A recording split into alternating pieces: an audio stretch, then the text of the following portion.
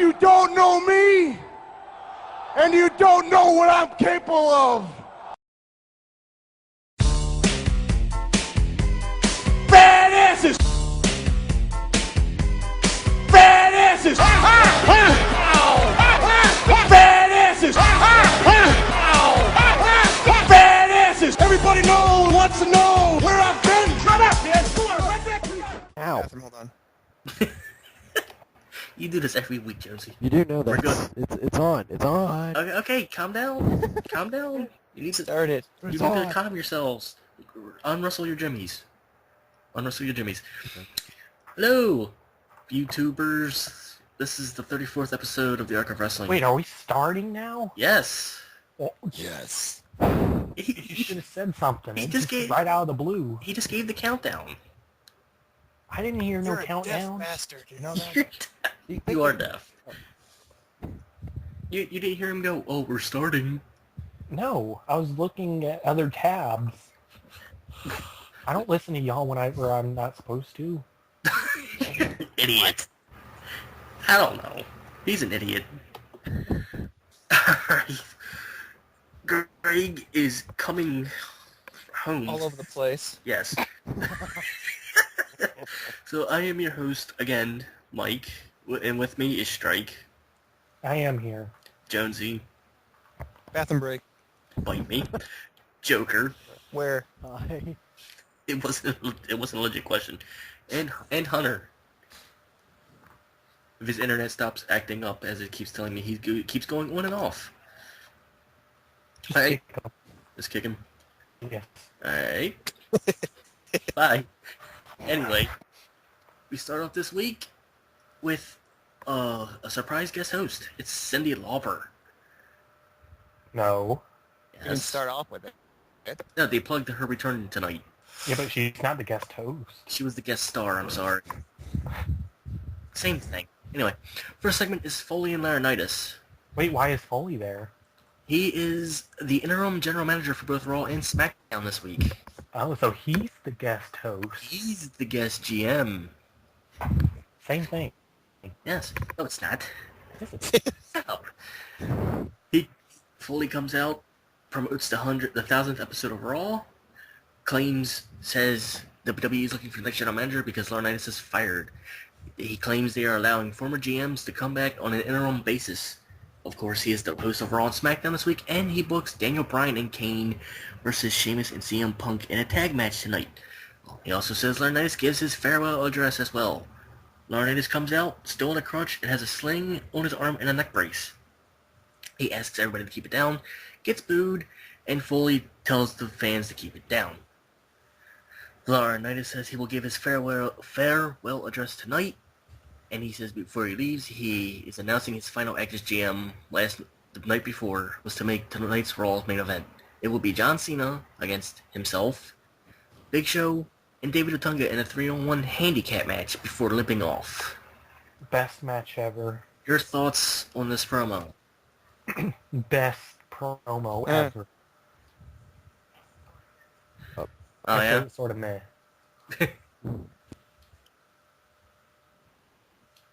Yeah. You speak up, guys. Give your opinion. It was fine. I guess. With Well, Laurinaitis, I don't know. Raw was sort of lackluster this week. I don't really remember much of it. Alright, I we're gonna move on to the next match, the first match, which is... Next match. Yes. I'm so out of it right now, it's not even funny. The first match is CM Punk and Sheamus versus Daniel Bryan and Kane. The one I'm great. Your world champion's opening up the show again. I'm just gonna go through the results. I'm not gonna go through the matches themselves. The winners of that match is CM Punk and Sheamus.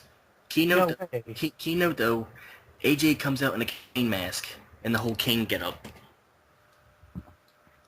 She looks Yay. like Harley Quinn. Your thoughts on this match and AJ's outfit? I loved AJ's outfit. It was so awesome. I really think they're trying to go with a Harley Quinn kind of approach to AJ because people were calling it like weeks in advance, and then here she comes out in her suit, which looks surprisingly like Harley Quinn. minus the mask, and you know, it's just they're trying to do something, you know. It's like I said in the call when we were having it on Monday. I would like it better if she came out with the pyro. Just Kane pyro everywhere. Yeah, just do the Kane Pyro and then her theme song. The most out of place thing ever. It would be extremely amazing. Alright, moving on. What? He's here. What? Oh, Hunter's here. He's been here. Yeah. He's been here. I'm not. He was here in all his gayness. Shut up. I was trying to talk and you weren't responding. I didn't hear you. No one heard you. No one heard you. What? I just gave the most detailed thing ever about John Laurinaitis in the match. I didn't hear any of it. Well, that's gone. That was just off the top of my head. Well, your internet was going in and out anyway. Wow, okay. That's what it If that's how you feel, that's cool. We're getting off topic. Next segment is Swagger and Ziggler arguing.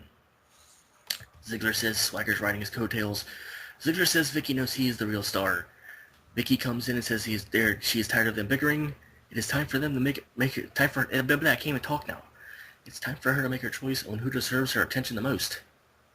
Then she announces the match between Ziggler and Swagger right now. But first, a backstage segment with Laurinaitis, David Otunga, and Big Show. It's boring. I'm not gonna go through it. Moving on to the second We have match. David Otunga in it. I don't care. I don't care. The next match is Swagger versus Ziggler. The winner of that match, Dolph Ziggler. Your thoughts on that whole premise? Well, they need to turn Swagger face or something. Because now they got Ziggler Watch them definitively not do it. over him. Now he just needs something changed or he's going to be irrelevant now. Joker. I actually kind of agree with Strike. I think that Joke. I think he needs to turn face. Well, someone needs to turn face. Hunter. Very Hunter. insightful. Hunter. You gonna give your opinion? Oh my God, really? Very insightful, Hunter. I never realized that. Yeah, I never knew. That's so much information. Man, I never knew you had so much knowledge of wrestling. I mean, you even probably solved world hunger. He solved male pattern. You cured my cancer.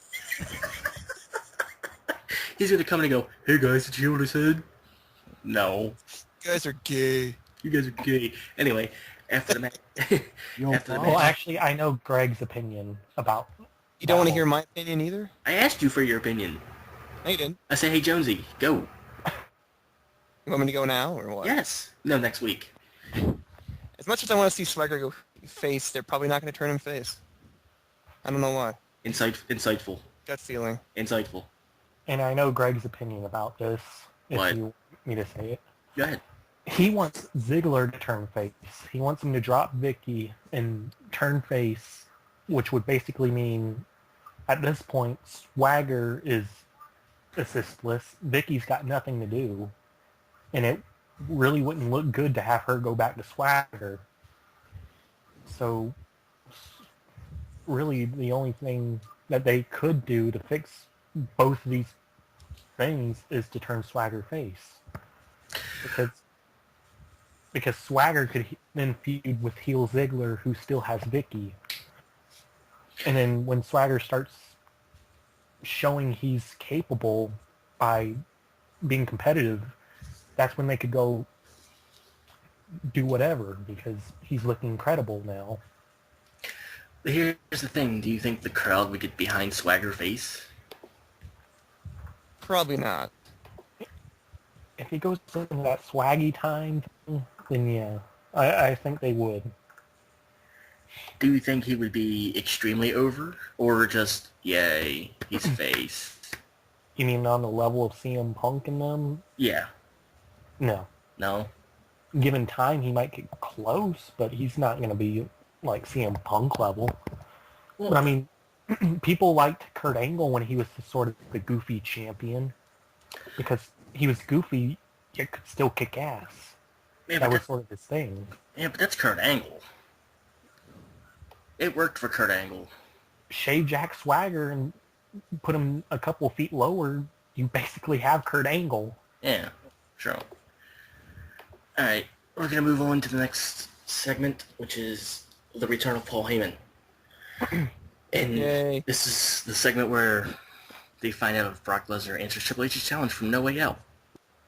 Heyman comes out, gets on the mic and says he is here to represent Lesnar. He says everyone caters to Triple H's every whim, but he is not one of them. The answer to his Triple H's challenge for Brock Lesnar at SummerSlam is no. Heyman thanks everyone for their time and leaves. Before he can leave, Triple H comes out and says he notices they are not in a bingo hall tonight. Which, I don't know why he did have done that. Calls Heyman a liar and says Lesnar will fight him at SummerSlam. He says he will... He called him a compulsory liar. He called him an habitual liar? Habitual, that's it, yeah. He says he will only listen to one guy, and that is Lesnar. He wants to hear from Lesnar himself. He said, Triple H said he can give Lesnar what he wants, the star and what it's about. He shows Heyman a poster with Brock on the cover. Funny thing in this sentence is, Heyman says Brock has no ego. Which is a joke. Well, it's true. Lesnar's a very modest person. Of course. He only stomped his feet and went to a UFC pay-per-view. Triple H says Brock doesn't want to make money sitting in court. He says if Brock don't fight him, he'll go down in history as the man afraid to fight Triple H. Heyman says that Triple H is good. He really is that good. He tells him to quit pretending to be a butt kicker like he used to be. He asks Triple H if he's going to hit him now. Heyman sticks out his chin and dares Triple H to hit him. Heyman goes to leave, but makes a comment about Stephanie, which makes Triple H angry. And Triple H grabs Heyman around the neck. Heyman tells him to do it, and Triple H lets him go. Heyman says he knew he wouldn't do it, and he knows everything Triple H will do before he does it. Triple H punches him anyway, asks him if he saw that coming, and tells him to tell Lesnar he will see him at SummerSlam. Of course he saw it coming. It's all a part of his plan. Your thoughts on that promo? My God, it's Heyman. Thank you. It's very mixed.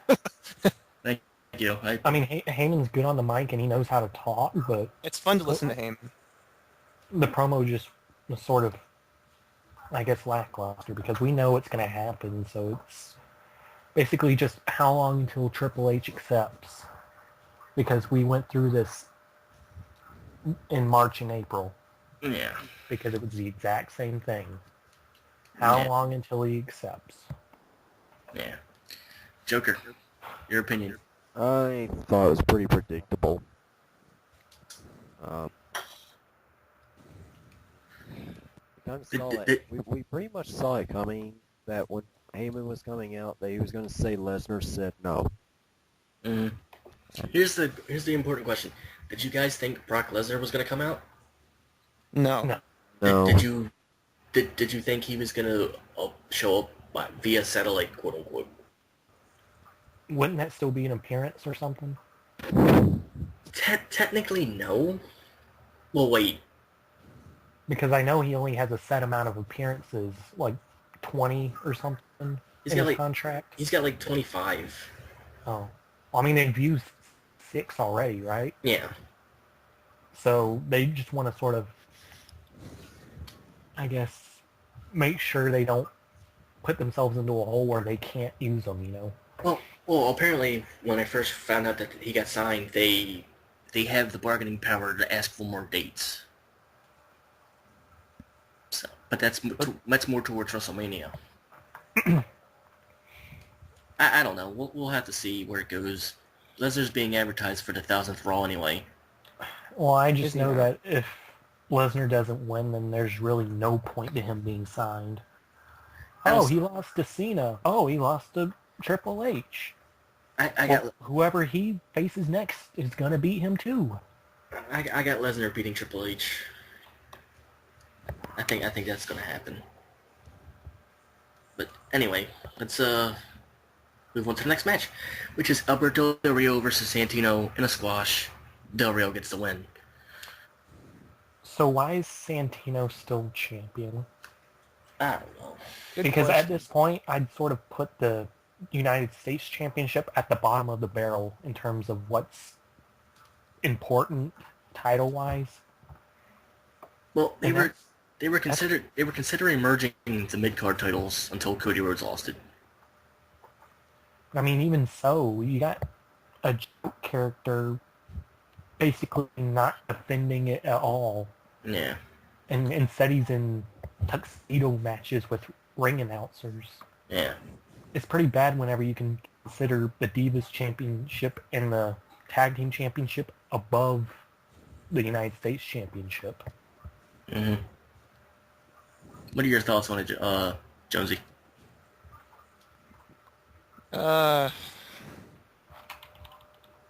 I don't know.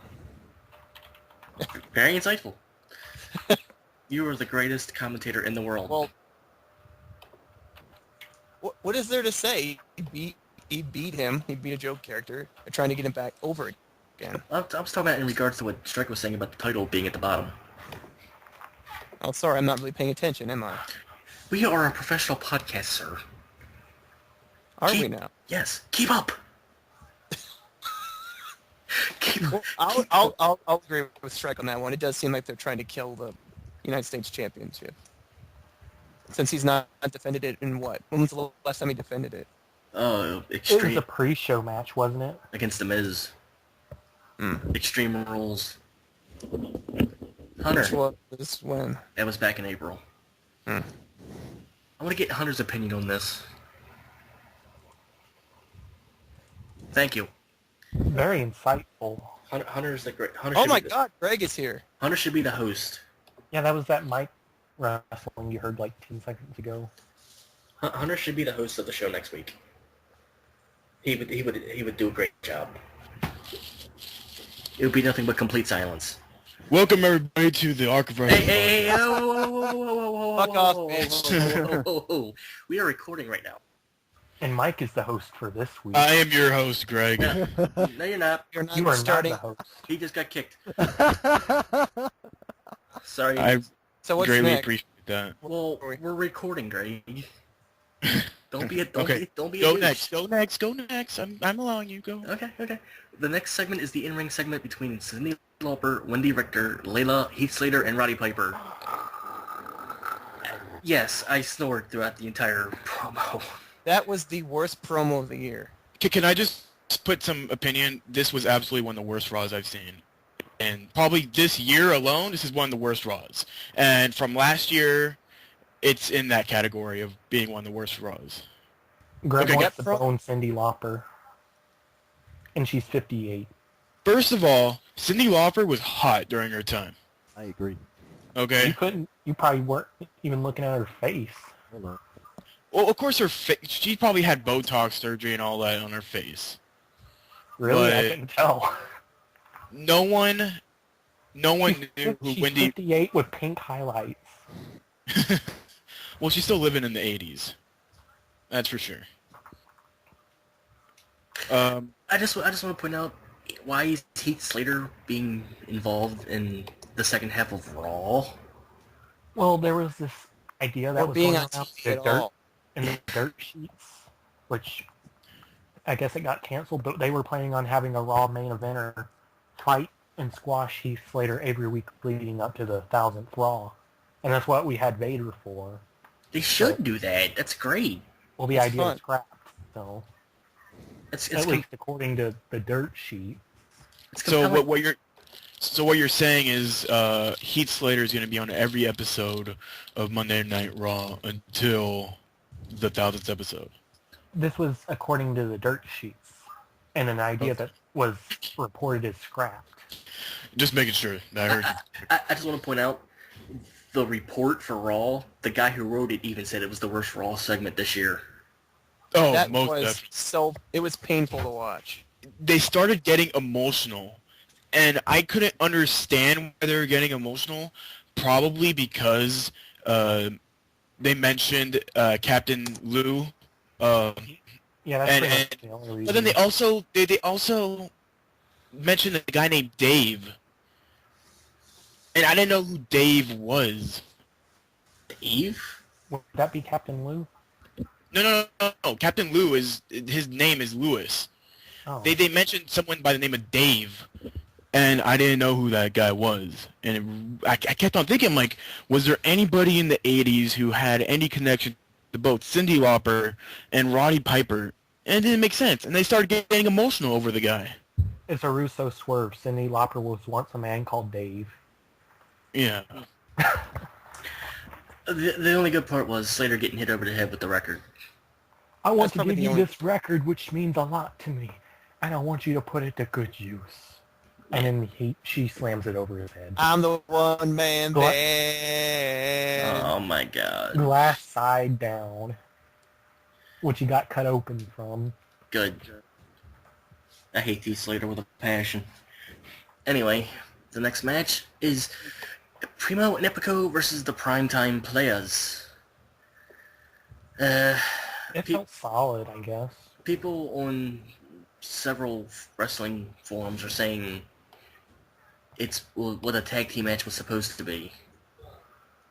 They can't. It was all right. Probably this is a tag team match that we've been waiting for, but that's because we haven't had a actual tag team match with actual tag team for the past 8 years.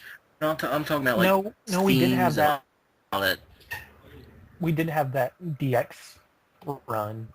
They were an actual, and then they actually had the tag team titles main event Titles. TLC. That Yeah. Titles? You had the tag team titles. Titles. Is this a But they Strike's had it main first event. match? They had it main event TLC against Chris Jericho and Big Show, right? Yep. Yeah. I mean, Yeah. well, it's not the past 8 years, but it Oh. has been a while. Oh, hey Hunter, welcome back. you were giving us insightful information on your insightful knowledge, dude. I loved it. You had me at hello. You know, I was riveted. I was. Wow, you're gay. Why would you What say flavor is my chips? Take Yep. a guess. There it is, the gay comment. We're all that? Yes, gay. right? Guess. We're not doing this right I'll now. have gay Strike yes. orgies. I don't know. I'll go with what Jonesy said. What was that? Penis flavor? Ouch. I don't think they make that here. Okay. They don't make penis flavored stuff in Minnesota. Okay, we're moving on. I think that's like Japan weeboo crap. Okay, nobody cares about your penis flavored chips, Hunter. I know I don't. Then why do you keep bringing it up? I'm not. You just did. Because I tell you I don't care about them. Oh. Alright then, we're moving on. The next in-ring segment was John Laurinaitis giving his farewell address that he John Laurinaitis, not I Laurinaitis. said Laurinaitis. Laryngitis. Larynx. Get it right. Whatever. Laurinaitis. Big Johnny. Hey, Greg, you're the last person that should be correcting me on how to say a person's name. You were the last person. Even I know how to say Laurinaitis. You were the last. Ooh. You were the last person to correct me. Right. Right? Yeah. Okay. He claims Cena cheated at No Way Out, and it took 5 other guys to beat him. He did. He did cheat. No, he didn't. How did he cheat? He did. How did he cheat?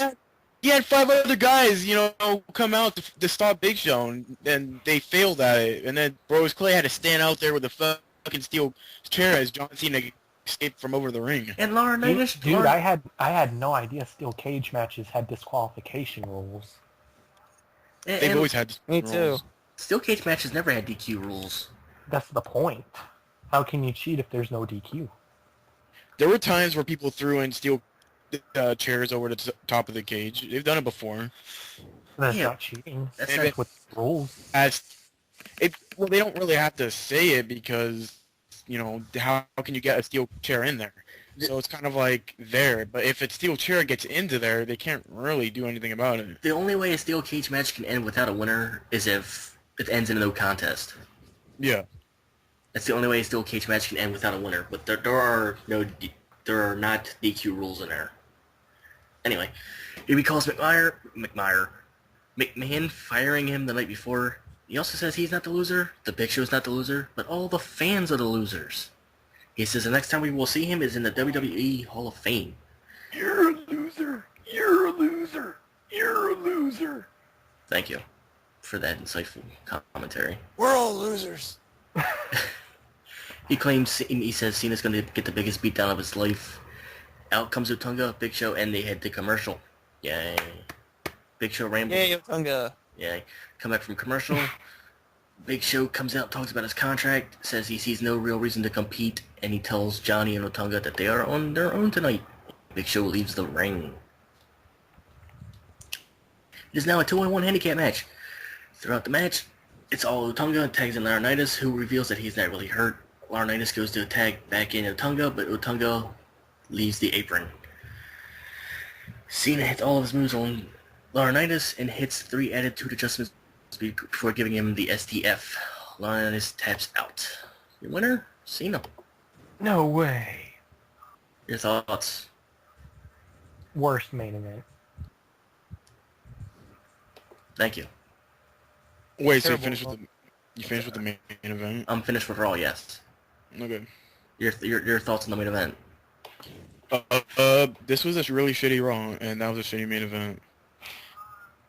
But I have more comments on Cena later in the show when we go over the news, because now they're planning something for Cena. And, Hey, why do you think you're hosting now? And I totally disagree. No, I'm hinting at the future show. He's so hyping people, up the news. yeah, I'm hyping up the news so people can listen to it. So yeah, stay tuned to the news and hear me rant about John Cena for about 20 minutes. Yeah. Because he's doing something really stupid, and Mike Yay, go for with ranting. go with the new NXT results. I really don't remember the new NXT results. You want to go over Want me to them? read 'em off? Yes. Yeah, go over them. NXT has now officially moved, and they're now going to be airing it from the Full Sail University Arena or whatever they have. And now a lot of guys from FCW will have the opportunity to appear on TV. I'm using the quotes because it's only going to be on TV in some countries, or in some places. And Opening, the United States is not one of them. yeah. I think there's only like a couple areas like in Florida where they're going to be showing it on TV. I don't even know that. We open up the show with JR, and he says, FCW, NXT is going to be a great show. We have some great talented stars out here, so stay tuned. And then JR brings out the new general manager of NXT, Dusty Rhodes, and he hypes up what he could only say is all the zaniness that could happen. And JR cues for the Bo Dallas segment, and they'd show a little video of Bo Dallas, who is formerly known as Bo Rotundo, the son of IRS and the grandson of Blackjack Mulligan. And we open up with our first match, which is Bo Dallas versus Rick Victor. And Rick Victor, I think between those two, Rick Victor is the more talented one. But I'm guessing they just see more of a star in Bo Dallas than Rick Victor to give him a promo video for this. So the winner of the match is Bo Dallas because they hype him up so much. It was an okay match. After the match, interviewer Briley Pierce, who is the brother of Dolph Ziggler, interviews Bo, and he just remember this smile, you would know Bo. And we move on to a Seth Rollins video. So they show the Seth Rollins video, but they say that he's not going to be on tonight. We're going to have him on next week's show. So stay tuned next week. We're going to see Seth Rollins in his first match on TV with NXT. And Antonio Cesaro commercial, and then he talks about, with being with Ixon and all that. And then we have Damian Sandow come out. Now, he was supposed to have a match with Jason Jordan. But then he does the same thing that he usually does, that he started off on SmackDown. He comes out, says he's not going to wrestle this ignoramus, and then he walks backstage. So then we move on to The Ascension. Now, Mike, have you even looked up The Ascension? I saw I watched NXT the other day, and I saw the promo video that they came out with, Yeah. and I saw their entrance. They gotta be on Raw or SmackDown because the crowd at this college sucks. Yeah, definitely. It's everybody that came out. I heard like 3 people cheering. Yeah. I I think think get these people off the streets or what? But well, no. These from what I know, these are like students. So I'm not really sure. pretty much from what I heard, from what I read, college kids can get into the show for free, but people off the street have to pay to get in. Yeah. And they're also allowing some of the college students who are trying to major in TV promotion and all that, like TV development, to actually work for the WWE, and WWE will actually pay for their tuition. That's kind of So it's a really good deal. It's a really good deal over there. So, anyways, we'll move on. Well, Mike, how do you think of the Ascension? Do you like the gimmick that they have? I'm all for the dark and evil gimmicks, but like I said, it has to be on Raw or SmackDown. Yeah. I can't. They're not gonna be taken seriously if the crowd is going, "Yay! Look at these guys. They got coats on. The one guy's got a light in his hand. Oh my god!" I agree with you, but I don't know. The promo video sold them well, Yeah. but it's like when they came out. I hear feedback, by the way. Whoever it is, turn it off. Yeah. When they came out, I don't hear any feedback. I can hear myself and Greg. Me too. You can hear yourself and Greg? Yes, when I speak, I can hear myself, and when Greg talked, I can hear him. Like an echo in the background. You can't hear that? No. Probably you, Jonesy. But anyway. Well, why wasn't it happening earlier then? I don't know. Someone just mess with your mics a little bit until it stops. But Anyways, the promo video sold them well. But like I said, I'd rather much see them on SmackDown. yeah. I think they could be an excellent competitors for the tag team titles on SmackDown. I don't like O'Brien, but I do like Cameron. Yeah. Kenneth Cameron and Connor O'Brien. Connor O'Brien, I guess he could sell a promo well. I think Kenneth Cameron can as well, but O'Brien doesn't have talent. I mean, he could wrestle, but I think all the talent is where Kenneth Cameron is. He's the talent of that group. But I think Conor O'Brien's being played as the leader of the group. The guy with the light in his hand? No, that's Kenneth Cameron. Okay. Conor O'Brien's the one with the goatee and the black hair, the short black hair. Okay. Yeah. So they faced results say the jobbers Mike Dalton and C.J. Parker. C.J. Parker's actually the jobber in FCW. Mike Dalton's a former FCW World Heavyweight Champion. Isn't he the Lex Luger lookalike? Who's the Lex Luger? That's Leo Kruger. Okay. Mike Dalton kind of looks like Triple H with if he had his goatee. Okay. Yeah. Mike Dalton's really good. I think he's going to be on the Cruiserweight show when it comes on. So, Ascension wins. They're an amazing gimmick. So if any of you want to look them up, they're great. Go watch NXT. It was a pretty good show. We move on to a Bray Wyatt video. I watched this too. Would you? No. You don't like it? No. I like it. It comes off as an evil redneck. Yeah, that's what it is. Yeah, it's kind of like an evil Christian almost. He's like he's preaching, but he's a redneck. Yeah. I don't know. I honestly don't know. I enjoy it. Maybe it would work, maybe not, but I don't want to see a preacher gimmick. The last time we saw a preacher gimmick, it didn't last that long. Wasn't that Devon? No, it was Mordecai. Mordecai, yeah. He was the one that came out with the cross. I don't see Bray Wyatt if he debuted. I see him as entertaining more than him winning a title. Like if he debuted, I would feel entertained if he was in a rivalry with someone, but I would even say that he couldn't probably win a title. But he's a very interesting character, and hell, maybe he could get over really good if he debuts in the WWE soon. If he insults the fans good enough, then he can get over. Yeah. Then we have Derek Bateman and a Johnny Curtis vintage. They do a little skip backstage, and it was okay. I'm not sure. I didn't like it.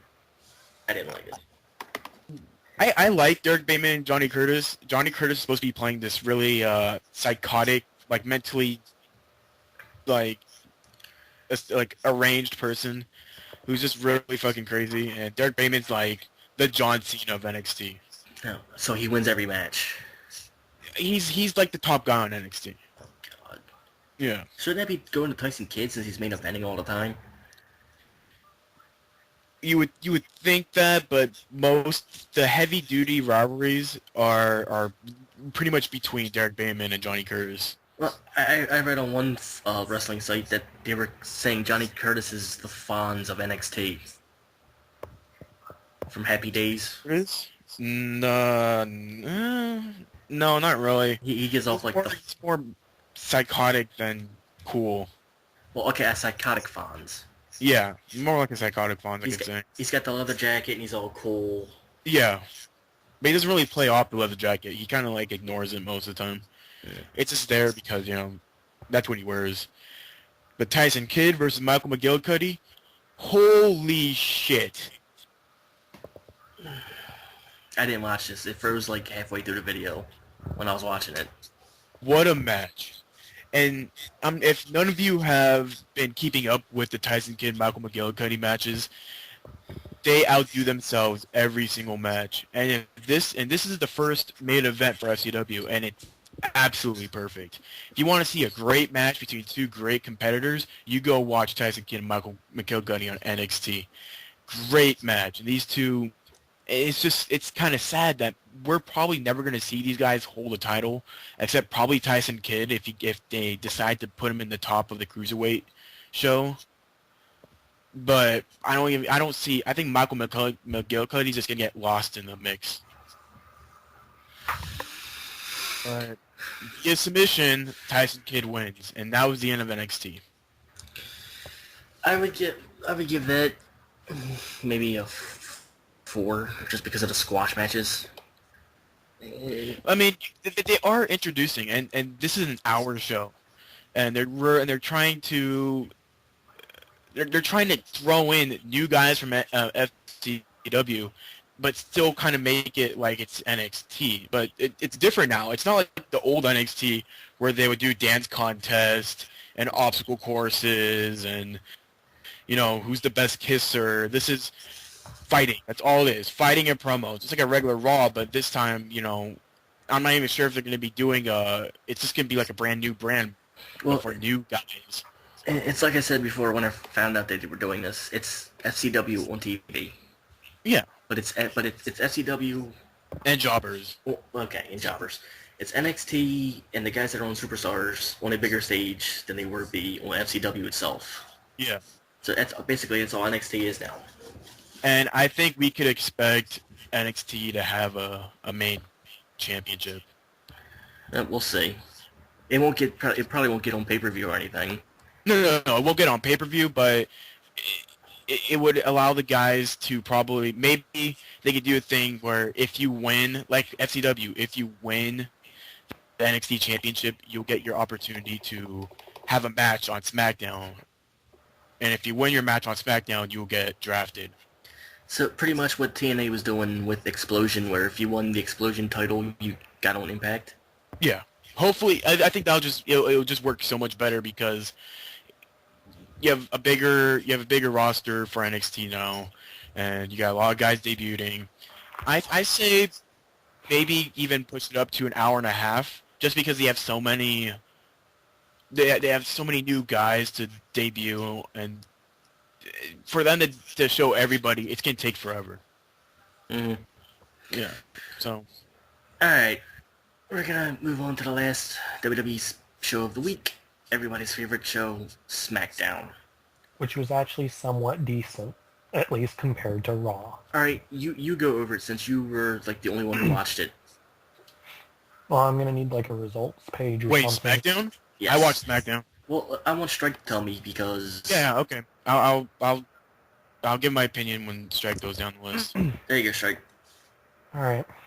I really just need this to keep my memory fresh, I guess. Well, if you can't, just go through the results page. And also, Hunter has his dad yelling at him. I heard it in the background. What are you talking about? Somebody was yelling in the background. That wasn't my mic. I've had my mic muted, dumbass. Somebody's TV's probably too loud. Joker's. Right. I don't have my TV on at all. My TV's muted. I'm hearing nothing. I heard somebody yell in the background. Well, Yeah, that wasn't I'm me. alone, and my TV's off. Of course you're alone, Greg. go through SmackDown, Strike. All right. We start off SmackDown with Teddy Long saying it's his pleasure to announce John Laurinaitis has been fired and that Mick Foley is the guest GM for the week. Big Show cuts him off and goes into the ring and talks about how he doesn't care that Johnny got fired because he didn't care about him. He says he doesn't care about the fans and he only cares about his real self. Then he congratulates John Cena for winning for whatever ungodly reason because he's insane. Show says he needs some help, but Cena won, and he knows he would crush Cena one-on-one. The fans... Hello? Hey, I'm still here. Oh, I didn't hear anything Keep going. there for a second. We're listening. I thought the call dropped. No, I didn't drop. Okay. It's still here. Anyways, the fans start booing, and he says they know it's true. But then he says he's done with Cena, and he's putting his name into the Money in the Bank match for whatever reason. Which Yeah, which Money in the Bank match? Because according to the It's news, it's the Raw. Okay, because according to I hear the feedback again. Yeah. Because according to the news report I read today, the Money in the Bank matches are no longer called Raw or SmackDown. Money in the Bank ladder matches. WWE changes the Money in the Bank ladder matches. Yep. WWE has changed the official names of the Money in the Bank ladder matches taking place at Money in the Bank on July 15th. In the past, the two annual matches were referred to Raw, SmackDown, and Raw matches. WWE.com has Big Show listed as the first participant in the WWE Championship Money in the Bank ladder match, while WWE has yet to announce whether the World Heavyweight Championship Money in the Bank ladder match will take place. A website reports that there are plans to hold it. That just sounds like a mouthful. It does. WWE Championship Money in the Bank pay-per-view buy rates. No. They're still going to have Money in the Bank. It's going to be the Money in the Bank pay-per-view. They're going to be two separate matches. One for the World Heavyweight Championship and one for the WWE Championship. That doesn't mean it's not a mouthful. Yeah. Alright, keep going, Strike. Big Show goes on saying that there's no man or thing that can beat him, and when he becomes champion, it'll be as long as he wants. He says he isn't doing it for the locker room or for the fans, but because he is winning for himself, and that championship is all his. Brodus Clay interrupts Big Show, and actually gets a pop doing it. I couldn't believe it. He heads straight into the ring. He tells the Funkadactyls to move back while he slides into the ring. Show kicks him as he enters, but Brodus responds with a running headbutt. Then he gets him in the corner and starts punching him until David Otunga comes out and chops his knee. Is that it? No, it's going on. I was just replying to Joker. Oh, okay. Let me find my place again. Anyways, Show gets up and starts kicking him in the leg. Then he picks Brodus up by the hair and then gives him the weapon of mass destruction.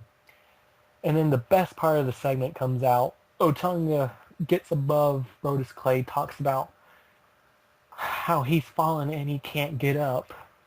And he tells everyone that he'll show you how it's done. He then dances the best dance ever to Brodus Clay's theme, and then he flexes. Well, from the report, it says it was the worst dance they've ever seen in their life. It was the best. Okay, dance. do you know the Carlton dance from The Fresh Prince. Fresh Prince? Was He it bad? dances that at the very beginning, and then he starts doing the dinosaur dance that Brodus Clay does with the arms go to the left and then he goes to the right. I'm so glad I missed that. That's Yeah, a thriller. He That's does the the thriller dance. he does the snapping thing that Carlton does for a little bit, and then they turn that into a YouTube video where they put the "It's Not Unusual" song. Oh my god. It's the best video ever. I should made me link that to smile. you. I'm so glad I don't watch SmackDown. I wish I saw that. You should. Yeah, you want to watch Raw. Actually, I could say that SmackDown was better than Raw, but there was a segment on SmackDown that was probably the most unneeded segment, even more unneeded than the Cyndi Lauper segment on Raw. Like Well- it literally it was not needed whatsoever, and we'll get to that when we go on. Strike, go. Anyways, that segment ends, and then when we come back from commercial, we have the standard Ryback match. Ryback versus Yay. Frank Venezia and Jared Just say two jobbers. Walketeer. He's Walketeer. No one cares about their names. Yeah, right. Anyways, match starts. He kills them both. Then he rips out their spleens and then showers in their blood. Winner, Ryback. He does Yeah. what to them? He showers in their blood. Yes. And there actually was a Feed Me More chant going on. So, there's that. But it was SmackDown, and they probably already had a stage. Piped in. There was That there was was from the Greg, that was from the Tuesday report that I found. I'm gonna have to go back and watch the replay of SmackDown. I don't know, but there was a cheer that went on that sounded like they were raising the volume on the cheer, and it really sounded like if they were raising the volume on a speaker. It sounded like it came in and then it slowly rised really quickly. Well, the Tuesday report said that he got a small reaction, which would probably get negated by the SmackDown edits. But it said Probably. like towards the end of the match that there was "Feed Me More" chants as opposed to the Goldberg chants. Well, Also, there were a lot of planted signs. Yeah, They planted a lot of Ryback signs in throughout the audience. was that You confirmed? never or- see those. You never see those signs on Raw, and even on last week's SmackDown. But then, sooner or later, there's like 8 different Ryback signs in the audience, like just out of the blue. Here's a question. Do you think they, before the show started, they told them to chant "Feed Me More" at the end of the promo, at the end of the segment? Maybe. I mean, apparently, I think what happened was there was like 5,000 people, and they had to sell all the seats facing the camera, and they put tarp over the rest of the seats behind the camera. Like there weren't a lot of people, but the reactions were decent. Because I know there's a YouTube channel that has, you know, when they go to commercial, somehow people's TVs with satellite can pick up the signal of when they're still recording.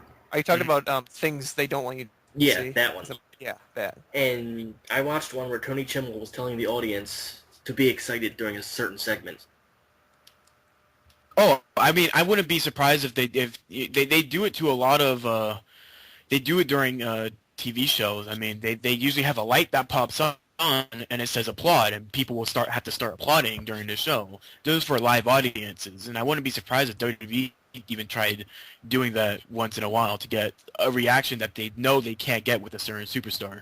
Yeah, I'm thinking they're doing that with Ryback. If the Feed Me More chants are legit, then they're doing it with Ryback. No, I'm not even sure if just doing it with Ryback. I think they're doing it for a lot of superstars they want to bring in, just so when people watch SmackDown or they watch Raw, when it goes to commercial and they want someone to get over, they tell them, hey, you know, this is a new guy. We need him to get over, so I want you guys to get excited for the next match. Let's do it. You know, I want you all to applaud for the next guy who pops up.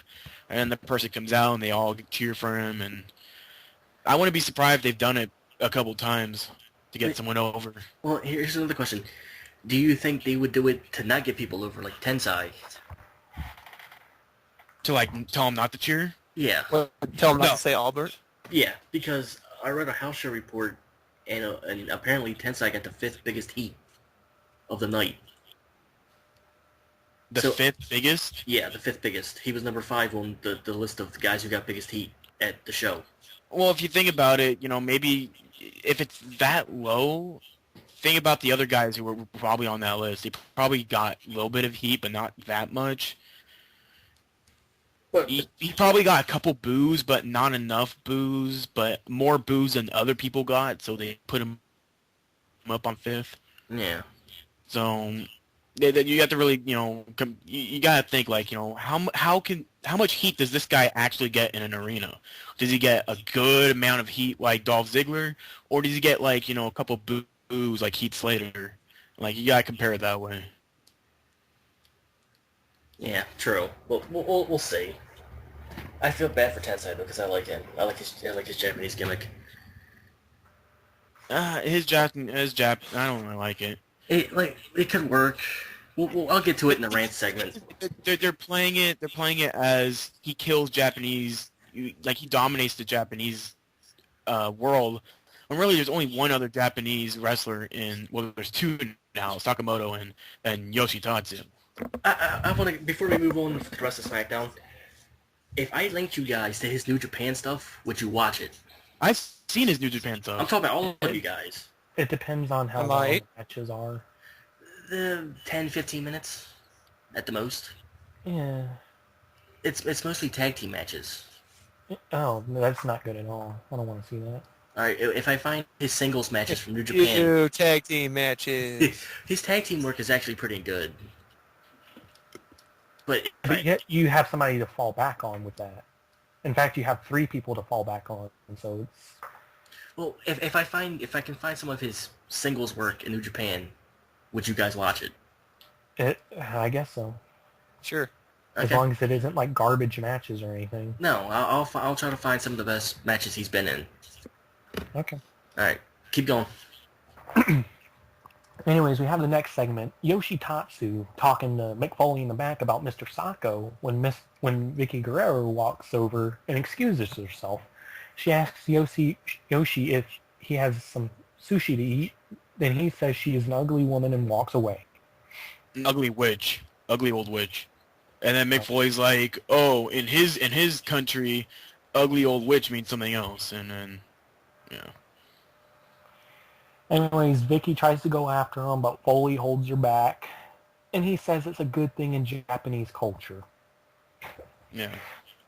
She tells Foley that she got word that she is the general manager next week.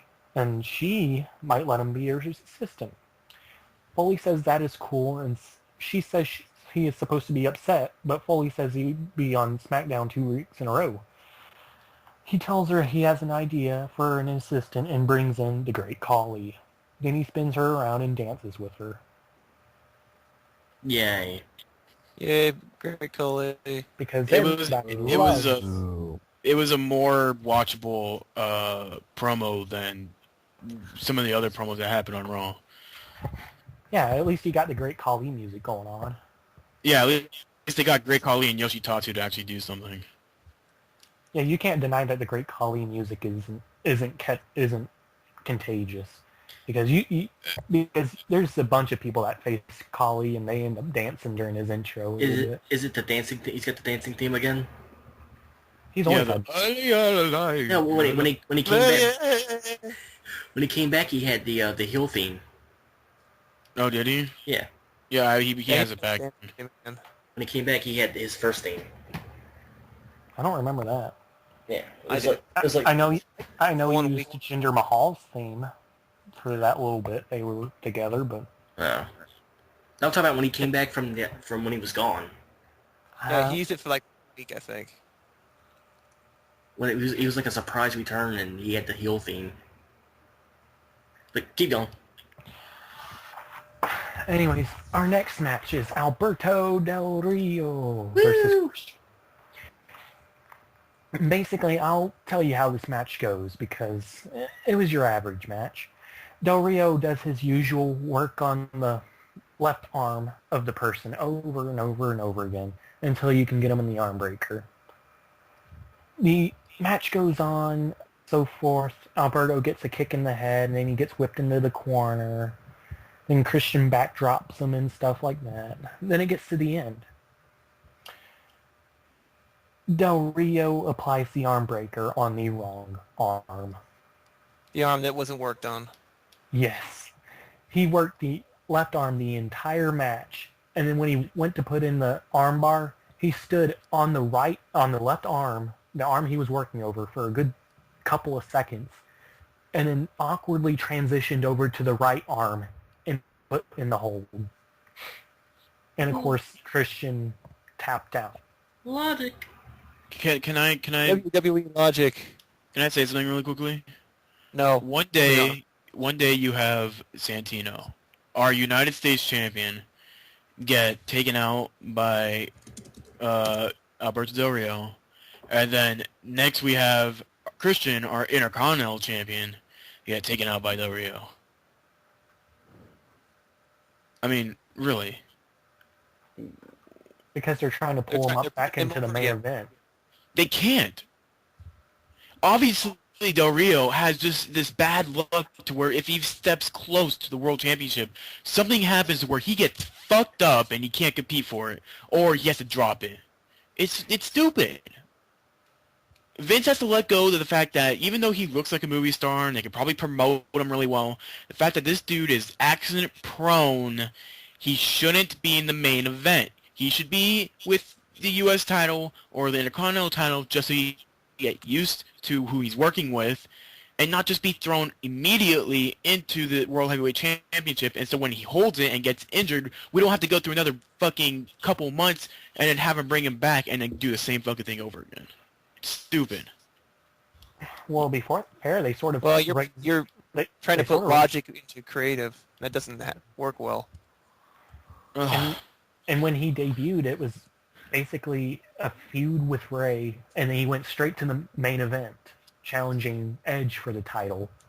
Then he went over to Raw, and then he won Money in the Bank, and then he won the title off of Punk during the Summer of Punk, which that's just sort of where it all went downhill. Or at that point, that's where the Summer of Punk went down, because Punk was working really well until Del Rio won the championship, and then. You could argue that it was him coming back as fast as he did that was sort of the downfall. Yeah. But at that point, it was still at a point where you could raise it back up.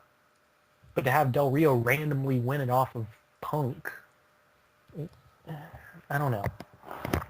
But they brought him in. He went right to the main event. Nobody cared. Because he got a free pass. He needed a build-up. He probably needed a mid-card feud. And then maybe then people would feel... Here's the thing. They already had a mid-card feud set up for him with Santino, feuding with Rodriguez. But Rodriguez isn't even a wrestler. So you could have had Del Rio take the U.S. title from Santino and done something with it. I would be glad to see Del Rio as U.S. champion. I don't want to see Santino as U.S. champion. They're turning that... Right now, where we are in the WWE right now, I wouldn't care if we just never saw the U.S. title ever again. I wouldn't care because right now, the U.S. title means nothing. It means nothing. Because like I said earlier, all these joke matches that Santino's getting thrown into is diminishing whatever value that the U.S. title has, and really, really sucks. The Intercontinental Championship is okay. I mean, you have Christian holding it right now. You had a nice feud with Rhodes, and apparently it's still going on. But it's not getting the attention it deserves. The U.S. title sucks. I would say the Intercontinental Championship is the number 2 title in the company right now, because the World Heavyweight Championship has just sort of been mistreated as of late. Oh no, I want to say I think it's the number 3 still. I think they're still really, they're keeping the world. They don't have anything for the World Heavyweight Championship, and this is when we go back to the main event being completely empty. There's no one in the main event scene right now. You have Punk, and you have Punk and Sheamus as our top baby faces, and then as our top heels we have Bryan, and apparently we have Ziggler. But then with Del Rio in this scene, they're probably just going to get rid of Ziggler in the first place and just keep it with Del Rio. No, Ziggler actually gets a reaction. They'll probably put him. They'll probably put. Oh no, I don't think so. I think they've been hyping up this main event match that Ziggler's going to have with Zack Ryder for the Intercontinental Championship at next WrestleMania. What? Oh, if you watch the Long Island IZ and WWE Download, they're continuing to hype this match that they're going to have at WrestleMania 29 between Dolph Ziggler and Zack Ryder for the Internet Championship. No, that's the Internet title. Yay. Nobody really cares about the Internet title.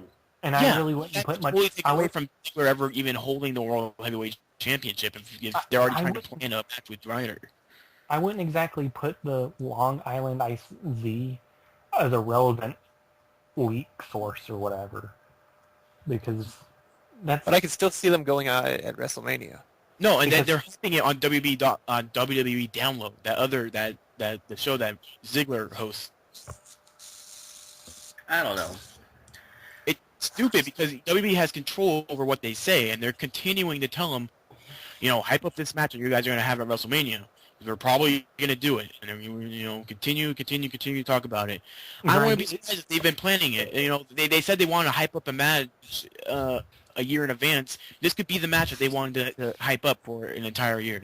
Greg, it's not even SummerSlam yet. I really wouldn't put much weight in a mid-card match for WrestleMania being announced right now, because that's really all it is, a mid-card match.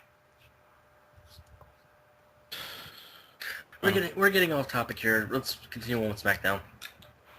All right, where did I stop off? Del Rio put the armbar on the wrong hand. Okay. We have the next match of Kane versus Daniel Bryan.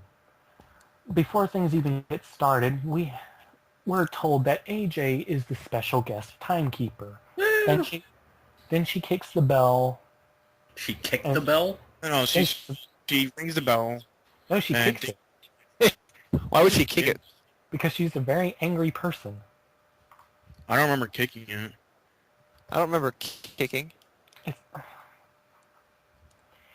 Anyways, Daniel Bryan starts hitting Kane in the legs. Then he goes for a crossbody, but Kane catches him and slams him down. Then he throws him into the ropes and kicks him. Then Bryan elbows Kane and knocks him to the floor. Then Kane avoids a baseball slide kick and clotheslines Bryan. I'm going to keep just ignore the rest of this match because it's your standard match. And I really don't want to go through the entire match. Just announce the match, some of the main parts in the winner. You don't have to do the entire recap.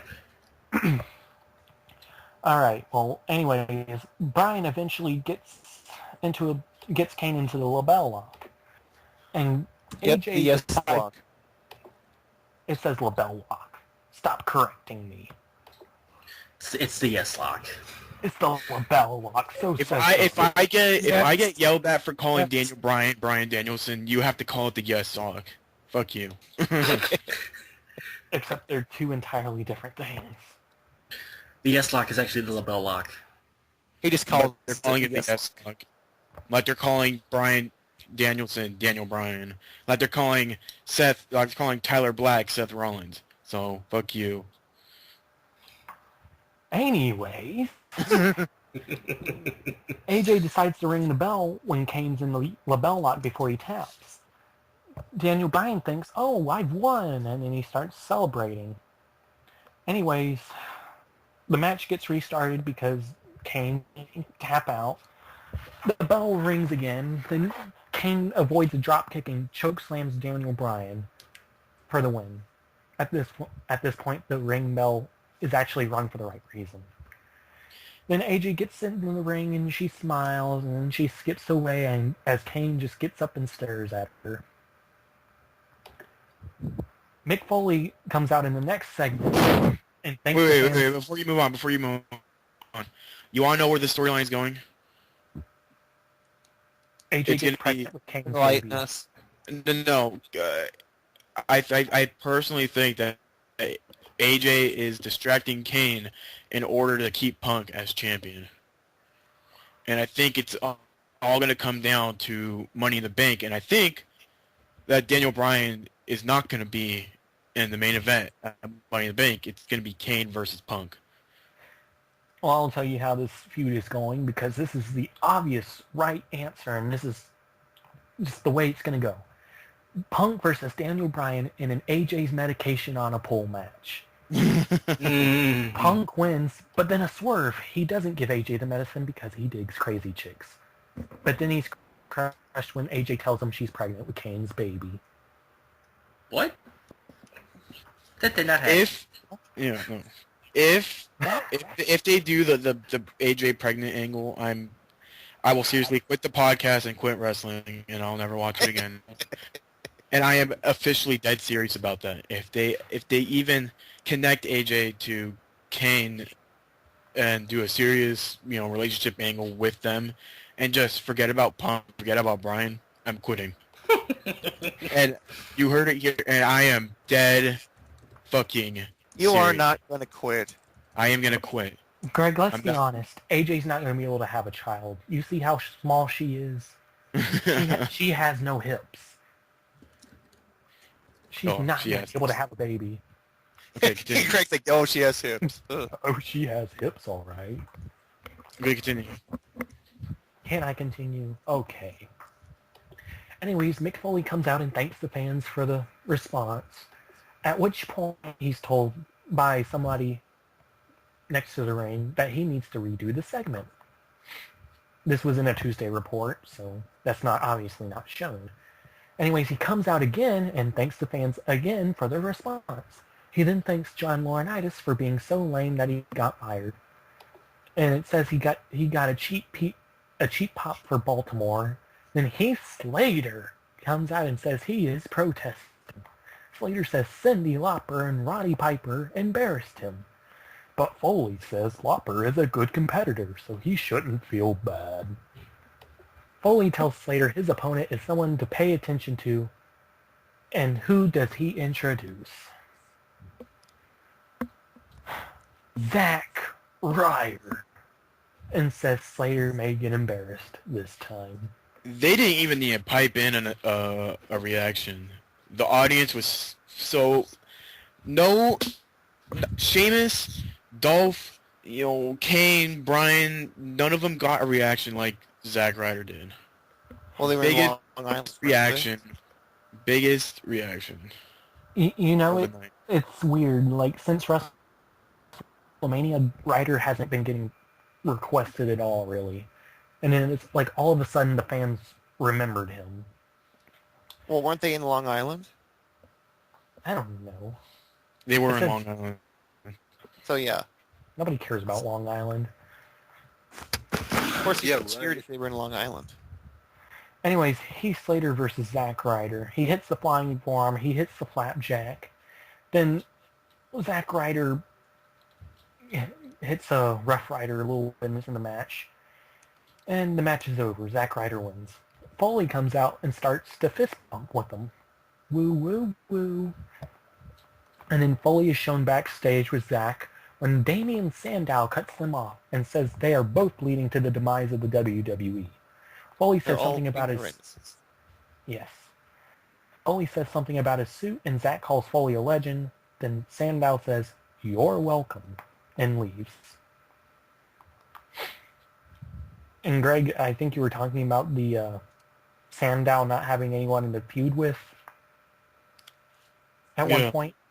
This might just be it. What? This thing, the Sandow with Riders Ryder? feud. No, he isn't. It's not a thing. You don't know that. It's Eh. possible at this point. No. Oh, hey, Hunter's chiming in.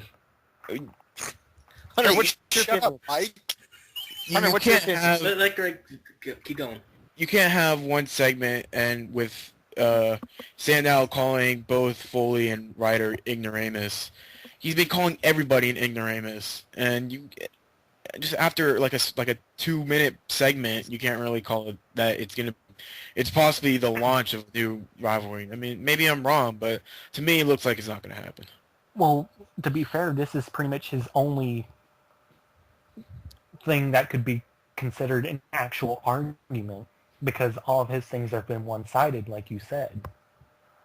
This is pretty much the only time the other person has actually been able to talk to Sandow.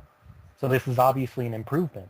I wouldn't be surprised if they did this same exact segment like, with, you know, a legend that appears on Raw and like another superstar, and Santos comes out and calls them both ignoramuses. Well, it's definitely more plausible. They're just trying to get him more TV time and trying to get him over as a heel, but obviously for some reason people aren't really catching on.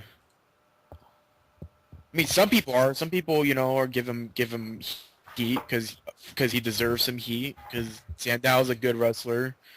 But you know, some people, you know, the people who aren't connected to the dirt sheets and aren't connected to the indie stuff, know, you know, they're not believing what, you know, what he brings to the table. I actually have fun watching Sandow's matches. Just the way he spins on absolutely everything. You love the cartwheels, don't you? Yes, the cartwheels, and then the rolls after the Russian leg sweeps, and then the rolls after the Gail Kim finisher. He's just really fluid, I guess. He's not, like, machine-like. He's very fluid in his moves. And plus the pin. The pin is just amazing. I'll admit I kind of like the pin. Such a fanboy. What's that, Hunter? What's that, Hunter? I can't hear you. Hunter, what's your opinion on all this? On what? Oh my, get out. Keep going. Anyways, we have our next match, the Usos versus the Prime Time Players, with Abraham Washington. Hashtag millions of dollars. Hashtag All World Productions. Hashtag nobody gives a crap. Hashtag like the douche. Hashtag strikes a faggot. Hashtag let me do it. Hashtag I agree with Mike. Keep going, Strike. Anyways, Hashtag SmackDown's actually taking like 3 hours to do. I'm gonna eat. Hashtag what is that you said, Hunter? Keep going, Strike. anyways, the match starts. Jay gets tied up, and then he gets elbowed, and then it's just back and forth a little bit. Then Darren surprises him with a strike and then tags out. Then Titus knocks him down and puts him in a headlock. This goes back and forth for a little bit. And then let me find the point that's actually relevant, because for the most part, this is how tag team matches normally go. AW eventually distracts Jey Uso, or Jimmy Uso. AW distracts him, and then Darren crotches him on the ropes. I haven't heard that term before. Okay then. Titus picks him up and hits a sit-out spine buster for the win. AW and the Primetime Players head backstage talking trash when they run into Primo and Epico, and AW asks what they want. Primo cracks AW in the jaw and they start a brawl. Then referees pull them apart while Rosa screams at him in the background in her Czechoslovakian Puerto Rican accent. Her Czechoslovakian Puerto Rican accent? Czechoslovakian. Yeah. Yeah, keep going. Just say Czech. Check. Okay. Anyways, we have our next segment, Santino. One thing, that was the first. I think that was the first real sign of the colognes and the Primetime Players gonna have like a future feud going on. Well, that would mean Epico and Primo would Coleman's. be turning face, right? Yep. That means the That could Primetime. work, I guess. That means the Primetime Players are gonna win the tag titles. Probably. You gotta give them something to feud over. Well, first they need to, someone needs to win the tag team titles against R-Truth. It's probably gonna be Titus O'Neil and Darren Young. Probably. No, we're obviously going to have a tag team feud without the tag team championships. Yeah, perfect. that would be the worst thing ever, and I think that's what's going to happen. They're just going to keep the titles on... Well, they got to do something while Truth has a broken foot. Hey, let's wrap this up straight. Anyway, Santino Marella comes out and says he wants to acknowledge the best signs in the crowd because this is an absolutely useless segment. This was the most useless segment in the history of the WWE. This is like the Kiss Cam segments that they played throughout like 2005 and 2006. With the great They're college. pointless. But the thing was, when you have the Kiss Cam segments, you could kind of expect that you're going to see hot lesbian action with Maria and like Candice Michelle. You just have Santino pointing out signs, and then some black lady enters the ring. No, and no, you let me do this. I will cut you. He gonna cut you. His natural leader instincts kick in. Anyways, he starts making jokes while he looks at him. He calls a fan with a Santino shirt and Cobra sleeve, and this is the fat black woman that Greg was talking about. This is a Planet fan. They probably hired. It's probably like they probably hired her to do this segment. Let me do It was this. so painfully planned, too. Anyways, he calls her into the ring, and she screams when she meets him. He says, "What do you have to say?" She says, "Cobra." And then they make the Cobra's kiss, and then the woman pulls Santino in, and then she makes out with him. Santino faints on the mat while the woman looks ecstatic. Then she pokes him, and he has a big smile on his face. With all his lipstick on him, it was oh my god! I wanted to shoot myself during the segment. You should just get one of the gangs to do it for you. Just flash the wrong gang sign. And then let's talk about the generic main event. Sheamus versus Dolph Ziggler with Vicky Guerrero. He's here to show the world. Here. Let me say something really quickly. Ziggler can bring the best out of Sheamus. But that doesn't make up for the fact that this match was fucking generic. Tell us how you really feel. Interesting. Go, sorry. There's not much to go over. Match Yeah, starts, exactly. Dolph gets in the lead, Sheamus gets back in the lead, then Dolph gets back in the lead. And then Sheamus let with me- the bro kick, and then 1, 2, 3. Actually, Ziggler hits Sheamus in the knee, or he takes out the knee. Then, in like 3 seconds later, Sheamus hits the bro kick and is completely fine. That's some Cena level selling right there. Oh, my knee's taken out from under me. Bro kick, I'm fine. Logic. Yeah. Just this week in general has been pretty poor logic for damage, I guess. Anyways, Sheamus wins. Nothing else is done. Yay. End of SmackDown. End of a relatively bad week. Where SmackDown was better than Raw. No, that sounds terrible. Your thoughts, ladies and gentlemen. SmackDown sounded terrible. SmackDown was awesome. Yes. We got David Otunga. The only good part is when I looked up, it's not unusual for David Otunga. That was the best part of my night. From the sound of it, it sounded pretty crappy. It was better than Raw. It was much better than Raw. Okay. TNA time. Hold on, Joker. Joker, you still here? Yeah. Are we still good on the recording? Yeah. Okay. Oh wait, I was supposed to be recording. We're supposed to be recording this show? I didn't know we started yet. Where are you people? Where Right, am I? talk Okay. about your crappy indies. Oh, that's after the TNA show. That's after Impact. TNA doesn't exist. Who watched TNA today? I mean, on Thursday. Who watched it today? I forced myself to watch Impact. I watched Jones, it. you get to Jones. explain it. I watched it. He's not going to explain it. Yeah. He's not going to do it. Jonesy, you Mike, go want to too. do it, or I'll do it? I have it up Explain already. it. It was too painful. I'm not going to go through. Jonesy. I'm not going to go through the entire the opening promo. Well, Leonard, shut up. you have to talk about it. I mean, I'm going to explain what happened. Yeah. I'm not going to read it word for word.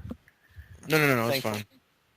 I'm just this episode of Impact was referred to as Open Fight Night with the Battle for Glory series guys.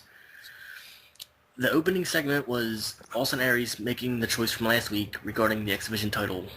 He's giving, if he wants the world title shot at Destination X, he has to give it up, vacate it. Pretty much, Hogan came out and told him to make a choice, either accept the offer or keep the title. And Aries came out with option C, which is from here on out, everybody who's the X Division champion at the time, come Destination X time every year, has the opportunity to go for the X Division title, not the X Division title, the world title at the pay-per-view. They're allowed to trade in their X Division title for a chance for the World Heavyweight title. Yeah. They had the option to do that, or they can keep the X Division title. It's a way to make the X Division title more relevant again. But you know what the funny thing is? They're not going to follow up with that. No. Next year, I hear feedback again. Next year, they're gonna completely forget about it. Yeah. Afterwards, why can't I? Rude comes out, calls the X Division title a paper champion, and tells Aries he makes the biggest mistake of his life. Says he's not an X Division wrestler, but he's a God's gift to professional wrestling. He says he's gonna hurt and embarrass Aries at the pay-per-view. Aries brings up that it's Open Fight Night, and they start brawling before Mr. Anderson comes out and cuts one of his crappy promos. Mr. So, your thoughts on the concept of trading in a championship for another title shot? I mean, I like how they're bringing attention back to the X Division title, but they made this thinking that they're going to be around in the next 2 or 3 years. Which, if they continue to not bring in new people and continue to bring in people that we've seen for many years, it's not going to work. Yeah. Well, they need fresh faces, and a lot of them. And I'm talking about like 20 to 30 new faces in the company, because everybody in that company has faced everybody twice, more than twice, and we've seen the same feuds with different people. It's gone old and it's gone stale. We need fresh faces, not fresh faces from other companies like WWE. We need fresh faces. Well, TNA doesn't have the money. Oh, no, they have the money. It's just the company who gives them the money isn't giving them enough money. Yeah. Alright, moving on to the first match for Open Fight Night. Mr. Anderson comes to the ring and calls out Christopher Daniels, who refuses to put down his drink. His Appletini. Yes. Mr. Anderson picks up 3 points, or 7 points or 3 points. What is the point total for pinfalls in this? I have no 7. idea. You want me to? I think it was 7. I could go down the current Bound for Glory series leaderboard if you want me to. No, don't go through that yet. Just give me the point totals. I don't know. I don't know them. The report saying Anderson picked up 3 points. Apparently, wait. Hold up. Mr. Anderson, but Anderson counters with the mic check for the win and 7 points. So Mr. Anderson gained 7 points from that win. Well, this is what I'm reading as soon as my internet stops being gay. That's what it says on Lords of Pain. That's what it it gained 7 points. That's from the WrestleZone report. Huh? I don't know. Anyway, Anderson picks up the win. The next segment is Yeah. Dixie Carter and AJ Styles backstage talking together. She asks him if he's ready, saying there's no other way. AJ says he's unsure, saying he's not sure if it's the right thing to do. I just want to point out at the end of this thing, I'm going to rant on the last promo of the night. You're gonna rant. Fuck you. You're gonna get no time to rant because I'm gonna be freaking yelling my head off after the dumb fucking shit I had to watch in that goddamn show. How do you think I feel? I had my fucking gun ready to shoot me. I was like, I'm gonna do it. If this doesn't end in fucking 5 minutes, I'm gonna do it. Well, me and Jonesy ended. me and Jonesy had to suffer through that. Well, actually, I kind of missed the last part of the last promo. Well, so. I'll go over it. I won't be happy about it, but I'll go over it. Anyway, the next segment is a knockout segment. somebody is challenging Brooke Tessmacher in open fight night. It's the knockouts at Brooke Hogan, and they're apparently doing this by order of elimination. So she's gonna kick off whoever, and the last one that she picks is gonna challenge for the title. Did you know who that chick was, Mike? It was some indie chick. She looked pretty cute. The one that fought Tara? Yeah. It was some indie chick. She looked pretty cute. Alright. I'll say that. The next segment is Robbie E and Robbie T challenging open fight night. His opponent is Kurt Angle. Kurt Angle wins in under a minute. Tonight, the next segment is next segment of Gut Check. Her name is Taylor Hendricks?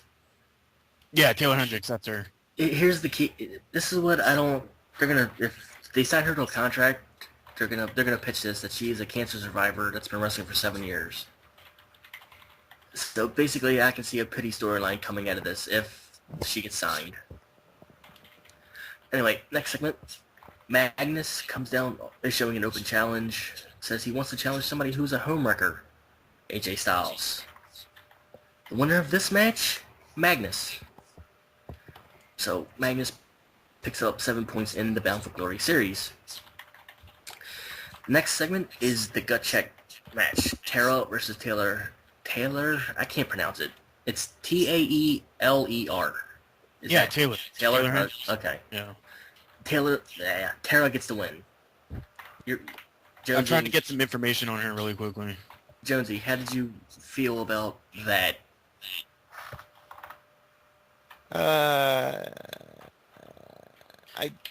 Riveting. I have paid attention to this, I think. I was losing the will to live. Okay, wait, really quickly on this chick. Apparently she appeared... Oh, never mind. She was part of Chaotic Wrestling Women's... I'm not sure what promotion that is.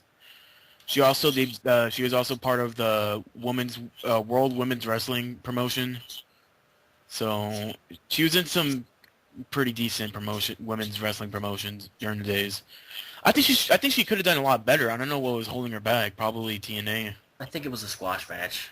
Yeah, I think it just ended up being a squash match. She's not going to win a contract. She's hot though. I doubt she will.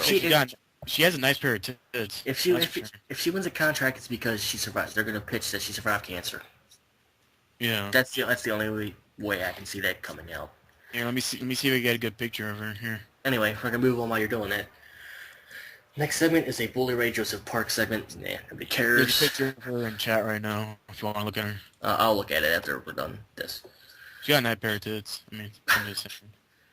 The next segment is another Open Fight Night Bound for Glory series match. It's Samoa Joe calling out James Storm. James Storm ends up winning that match for another 7 points. After the match, Samoa Joe picks up a beer bottle and tries to attack him, but he hands it to him as a mutual sign of respect. Okay. The next video package is about Dixie and AJ. You know, just talking about that angle makes me want to cry. It just makes me want to reevaluate my life. Are we talking about AJ and... Yeah, the Dixie Carter AJ Styles thing. Stupid angle, yeah. Can I say what happened? No, we're gonna save it for the end. We're almost there. I'm not going. We can rant after we get to it. Yeah. All right, we're backstage with the knockouts again. The first elimination in the Open Fight Night women's title thing is ODB. Next match is Bully Ray calling out the Pope. The Pope picks up 7 points with the win. This is just great. It's all Bound for Glory series matches by the looks of it. Anyway, after that match, Brooke Hogan is in the back with both Velvet Sky and Mickie James. Velvet Sky, she said Velvet's been given a big opportunity with her music video, and she has all the quote-unquote chops for her match, but ends up giving it to Mickie James anyway, which leads into the TNA Knockouts title match, Miss Tessmacher versus Mickie James. The winner of that match, Miss Tessmacher, retaining the Knockouts title. Yeah. Yay. It was, and apparently Mickie is turning heel in the near future. And finally, the last Bound for Glory Series match of the night is Rob Van Dam versus Jeff Hardy. The winner of that match is Jeff Hardy, picking up 7 points in the Bound for Glory Series. Finally, the moment we've all been waiting for. The big AJ Styles Dixie Carter reveal. Can I say it? Go ahead. Can I? Go ahead. Okay, so if none of you have been paying attention to what's been happening to Dixie Carter and AJ Styles, Christopher Daniels and Kazarian have blackmailed AJ and Dixie Carter. I'm hearing feedback. I think it's from Jonesy. Jonesy, do something about it. Deal with it. No, fix your fucking... Just move your mic around. I haven't done anything to it. It's fine. Okay. It doesn't matter. Just keep going. So what happened is...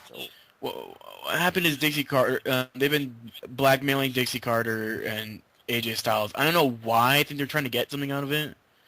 Do you know why, Mike? Why are they trying to get what? Why they're blackmailing Dixie Carter and AJ? Because it's apparently an affair. Is that it?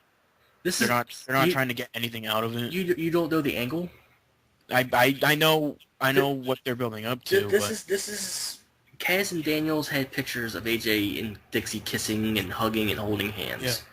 The week after that, there was a cell phone message between them two. Yeah. Which led to Dixie Carter coming out and acting like an idiot. The following week, I think it was the week before Slammiversary, it was video stuff. And then, yeah, because Dixie Carter's husband was on the show twice. Oh, okay. I didn't know that. Yeah, her legit husband was on the show. So pretty much they're trying to ruin... They're trying to say AJ and Dixie are cheating. Yeah. And so what happens is, so they come out to clear the air, and what they come out to say is that, oh, we're not dating, and then they're trying to say it, and then they say, oh, we can't say it, and then this lady walks out. I'm like, what? Who the fuck is this lady? Why? What? And then she's like, I am an addict. And I'm like, oh, god damn it! It doesn't make sense. It doesn't fucking make sense. Why would they be kissing and hugging and doing and touching each other? Just because they're trying to console each other?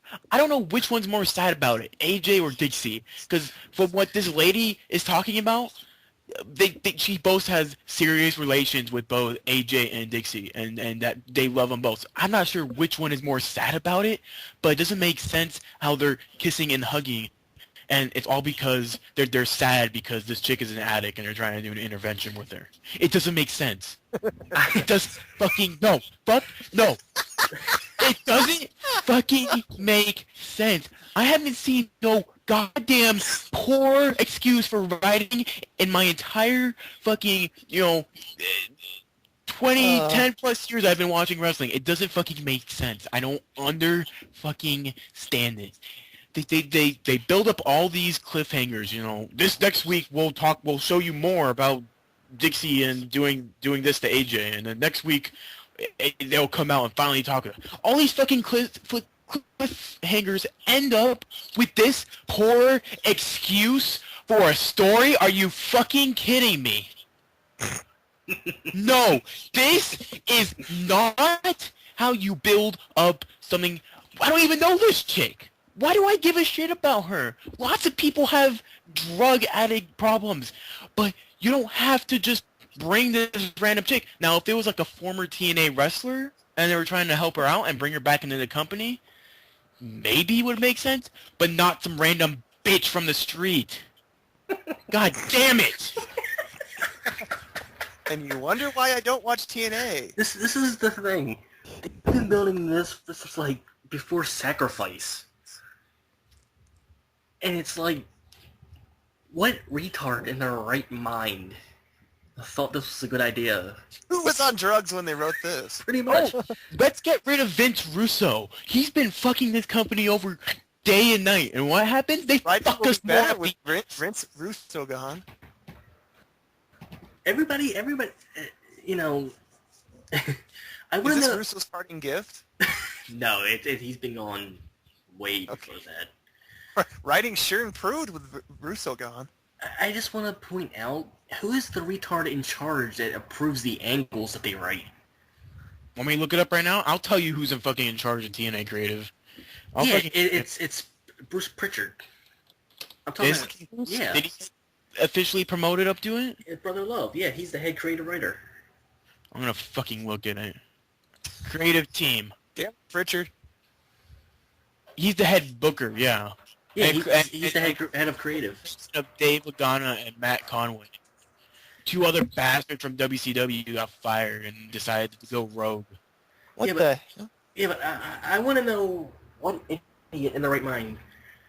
They must think the TNA audience are retards. The people at home aren't that stupid. You know what this sounds like? You know what this fucking... When they came out, when that fucking cunt came out and said, I'm an addict, the only thing I could think of is like some redneck reality TV show on fucking True on Lifetime. It pissed me off so. It's like they were trying to write an angle and just said, "Fuck it, let's just do this." You know what? It reminded me of when they had Serena come out from the Straight Edge Society, and they talked about how CM Punk saved her life. But you know. And then she was fired. And then she got fired because she was a legit drunkie. You know. No, she got caught. She got caught drinking at a club, and you're not supposed to be drinking. You're supposed to keep your angle. It's like you can't tell someone to change their lifestyle for a fucking angle like that. Well, you can't kill kayfabe either. Yeah. Otherwise, you get Madison Square Garden again. If your gimmick is that you don't drink, you can't be out in public drinking. That kills your character. That's something you can't do. That's why they fired her, because she broke her gimmick. But back to the TNA thing. Where's it going to go? Nobody cares. Well, a lot of people do, because a lot of people are ticked off about it. But it's TNA. Nobody cares. It doesn't matter. Nerds. Straight nerds. It doesn't matter. A lot of people are angry about how the angle played out. Wrestling nerds are angry. You don't even watch wrestling, so shut up. Internet smarks. No. Yeah, why are you on this podcast, Hunter? You haven't watched people a piece of wrestling in months. People who actually like consistency and logic in wrestling, it's mainly the people who watch at home. They scratch their heads and they go, "Why am I watching this?" This is why TNA's ratings can't get past a 1.1 because of crap like that. I have a legitimate reason not to watch Impact now because of this crap. No, I want to watch it next week to see what kind of excuse they bring up. I want to see if the chick's going to come back. Let's hope they can actually fix this. Because next week, AJ and Kurt Angle are defending the belts against Kaz and Daniels. Here's the thing. First, where was Sting? Sting's hurt. Okay. He's hurt.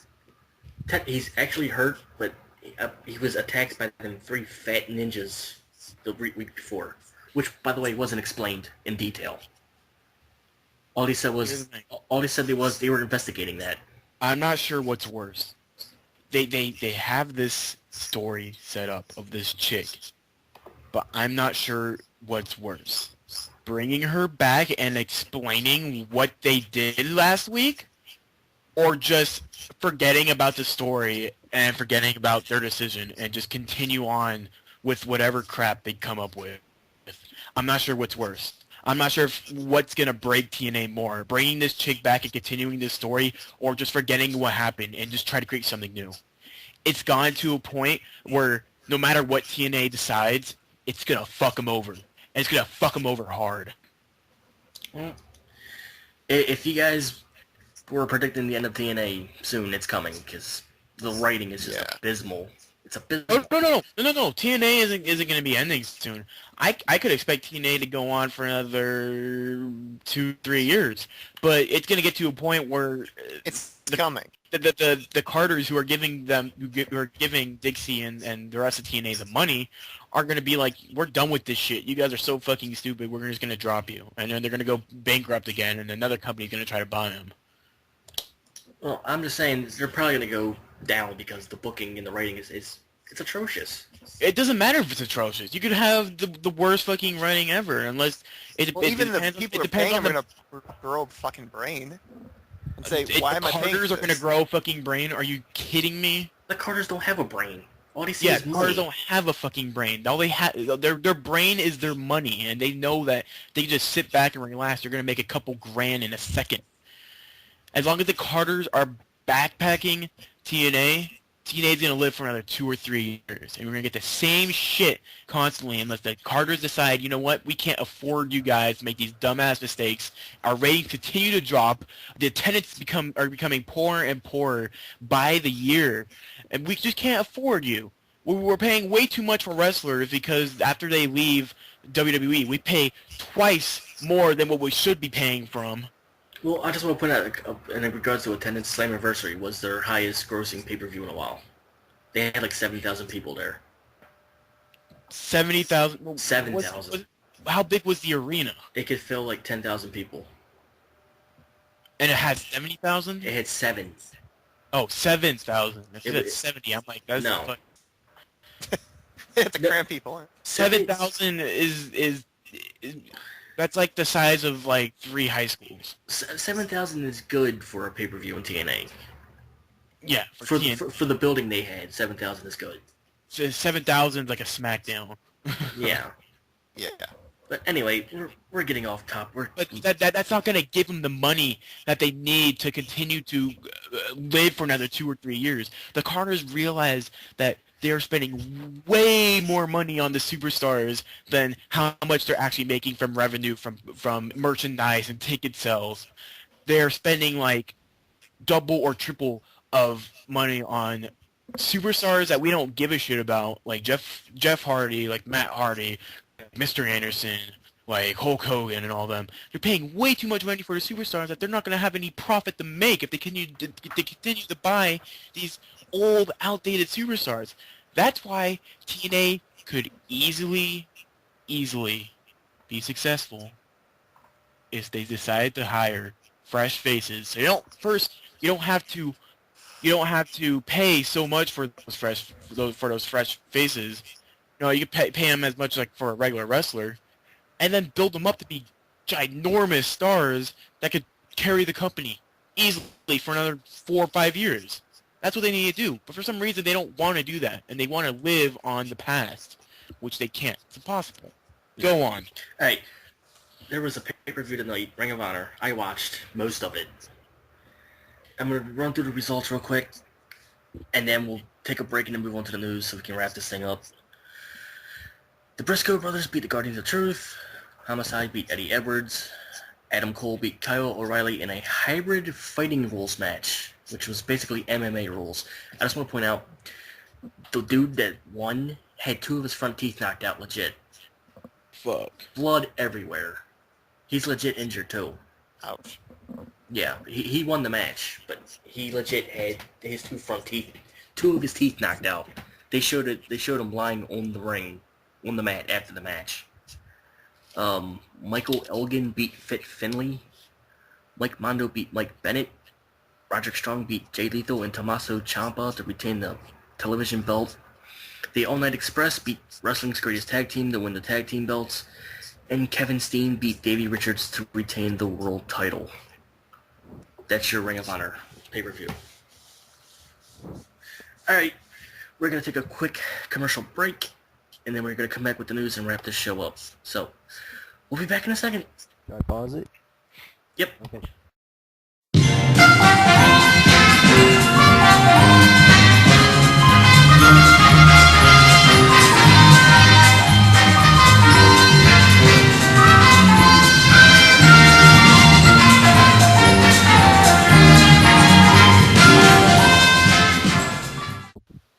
Alright, we're back. For the news segment of this wonderful show, we're going to kick off the news segment with a report of John Cena being put back into the WWE title picture in the summer. This is what I hyped up earlier in the show. As of this moment, he is not booked for Money in the Bank, nor do they expect him to be a part of the WWE title Money in the Bank match. The latest word is that he will be going after the title at SummerSlam against CM Punk. The main events for SummerSlam this year are going to be CM Punk, Cena, Brock Lesnar, Triple H. Right now, he is not supposed to win the title at SummerSlam, but instead he will be challenging for the belt at Night of Champions according to the advertisement. He is expected to spend the latter part of 2012 in the championship picture. Your thoughts? I think WWE's realized that they need to really bring back the World Championship back in the main scene, because what we already know is that the WWE Championship hasn't main evented a pay-per-view this entire year. We're already 6 months in, that's 6 pay-per-views, and it hasn't main evented one. And I think WWE understands that their championship needs to main event a pay-per-view. And the only way that they can do that is if they have John Cena main evented, because they truly believe that John Cena is the only thing drawing money. When even Strike produced some merchandise sales, and CM Punk beats John Cena in merchandise sales under women. I thought it was men. No. CM Punk is number 2. Under women, CM Punk is number 1, and John Cena is number 2. Bitches like Punk. The bitches do like Punk, and those sales alone are really prove where some of the audience sits these days. Ryder's still like 5th. Here, let me see if I can find where you posted that. It's a couple days ago. So. So yeah, But continue. yeah, And Miz is actually selling merchandise. He's on a top 10.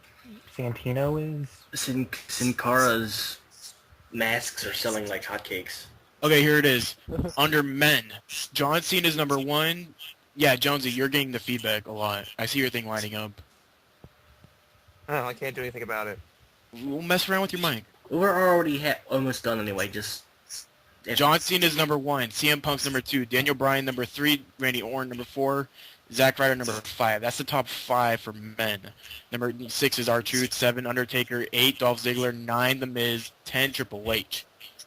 For women, it's CM Punk, John Cena, Randy Orton, Sheamus, Zack Ryder, Miz, Dolph Ziggler, Daniel Bryan, Undertaker, and Wade Barrett. Wade Barrett's actually top 10 under women. That's kind of surprising. And he hasn't been active for a while. Yeah, and then kids, it's number 1 John Cena, number 2 CM Punk, 3 Hornswoggle, 4 Randy Orton, 5 Miz, 6 Sheamus, 7 Ryder, 8 Santino, 9 Kofi Kingston, and 10 Daniel Bryan. So those. Why is Hornswoggle even on that list? I don't. Maybe he does get the draw that WWE says he does. Anyway, I don't want Cena in this. I don't want Cena anywhere near the title. The thing is, it's like what I've been saying. I don't mind if Cena main events a pay-per-view, like a big, like a WrestleMania or SummerSlam or Survivor Series. Well, first, he shouldn't even be main eventing Survivor Series because the Survivor Series match should main event Survivor Series. But anyways, I don't care if he main events, just not all the time. He needs to turn into a special attraction. John Cena's become so big in that he's already beaten everybody in the company that he could beat and that he could fight, that he needs to become a special attraction. And so other people utilize him as a legend rather than just a regular wrestler to just see every week. I still don't want him near the title. And also, it's like having Orton have the title consistently. It's like they can't put any faith in anybody else. It has to be Cena or Orton. Do you think that Cena has the possibility of winning one more title? He's gonna win the title at least 5 more times. He's gonna win something eventually. No, he's not. No. Yeah, dude. No, I think maybe one more time, but not 5. Are you kidding me? Dude, it's John Cena. Really? It's Cena. They're gonna give him a title. I think Triple H, and I've been saying this for a while, I think Triple H doesn't want John Cena to surpass him in championship reign. I think he will have him tie himself, but he won't allow him to go past 13. No. Cena's gonna go to 17, and that's gonna be it. The 17. they're gonna have him beat Flair's record, and then I that's don't it. see. They're gonna stop. I see it. I see that happening. Wholly do not see that happening. The closest one to beat Flair's record is Sting. He's got like 15 titles. But Yeah. in WWE, it's going to be Cena. No, it's not. Yeah, it is. Watch. No, it's not. Yeah, it is. No. I'll Ladies put and gentlemen, the 20-time world champion. 55-time champion. Dude, it's going to happen. it's not happening. Cena's going to wrestle for at least 5 to 10 more years. He's Okay, got, yeah, I agree with you with that. He's gonna wrestle for a long time, but I think it's gonna come if his image can continue to get tarnished, because what we also forgot to report is that WWE's been trying to push this 3,000th wish down people's throat when people are just focusing on John Cena's I divorce. thought it was 300. Or, I mean, 300. Yeah, 300. Yeah. If he's And going from what I only remember, been he was more 100. focused with the television and the crowd than he was the actual kid. Yeah. They actually had to reschedule. They had to revise his redo his schedule so it works around the 300th wish. They're really trying to make it important for him, and they're trying to make the media look at it and say this is important. But now with Kenny Dykstra coming out and saying he fucked Mickey James and other people. Well, that's not a bad thing. Yes, it is. John Cena was married. And You're telling me if he committing fucked Mickey adultery James, and that then- would be a bad thing? Well, I mean, anybody would want to fuck Mickey James, but No, not really. no, I'm talking about John Cena's image. John Cena's image is being played as this all-American Marine, good to his country, good to everybody else. He's not a Marine. He don't even salute right. And then he goes out and he commits adultery and fucks a couple divas in the company, and then divorces his wife because one, his wife thinks that John Cena fucked other people, and two, that John Cena doesn't give her time anymore because he's always on the road. This is really tarnishing his his image, but WWE's completely ignoring it. And that's good and bad, because good because they're trying to keep John Cena's image good, but it's bad because if this continues to build up, it's just going to get worse and worse and worse. Here's the thing, though. Who is taking Kenny Dykstra seriously? I think there's a lot of people taking Kenny Dykstra seriously. Yeah, but all of a sudden, he's coming out, as soon as his divorce was announced, all of a sudden, see, I know Cena was cheating. Like, really? The timing couldn't have been any worse. I mean, think about it. He claims Cena didn't like him the last time he was there. Maybe it's professional jealousy. Cena didn't shake my hand, so I'm going to ruin his life. Well, actually, it was explained in that big old wall of text. I didn't read all that. No offense. Yeah, it was kind of explained about throughout the entire thing. But, I mean, if you look at it your way, like, if you heard your wife was cheating on someone by someone that you didn't really like,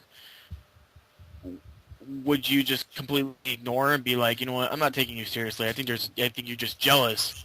Or would you kind of take the fact that, maybe he's telling the truth. I'm not going to take the risk that, maybe he's lying, maybe he's not, but I'm going to at least use that as information and do some more investigation on it. But why is he going to come out about it now? Why would he wait 6 years to bring it up now? See, that's the thing. Because he's trying to get famous. Exactly. Yeah. Exactly.